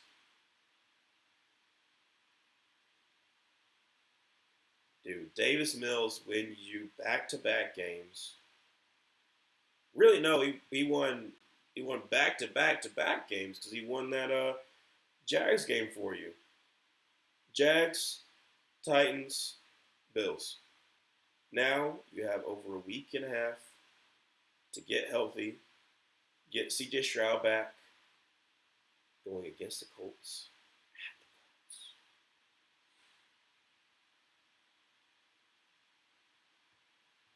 Luke, tell me how you feel. I mean, obviously you say let's go, but tell me how you feel, man. I mean, that's incredible. Will Anderson played his butt up tonight. I mean, like, he's honestly the MVP of this game. Daniil Hunter had some nice sacks as well. Like, dude, like, man, that's incredible. Chiefs football going to win Super Bowl this year. Parker, I know it's your team. I don't know about that. I don't know. unless the Chiefs get hot all of a sudden, their playoff road will be very, very difficult. I'm not saying it's not possible the Chiefs could go on a run. Sure, possible. You got a good team. You got a good team. But where you're at right now, if you lose to the Colts and the Colts don't, I said, no, the Colts don't. If you lose to the Colts have beaten Patrick Mahomes in the regular season. It doesn't look good. Like you've got to go on a win streak. So I'm just saying, temper expectations. Temper expectations. That's incredible. So 23-19, Texans win. Luke, we were all wrong. We were all wrong. We all picked the Bills. That's crazy. All right. Well, this was an interesting game. I am going to head to bed. Maybe, maybe not. Is the Ravens football going to play out this year? They're probably going to win the division. So yeah, won't make it far, but more likely to make it. Um, but yeah, this was incredible. I'm also very tired. So I will see y'all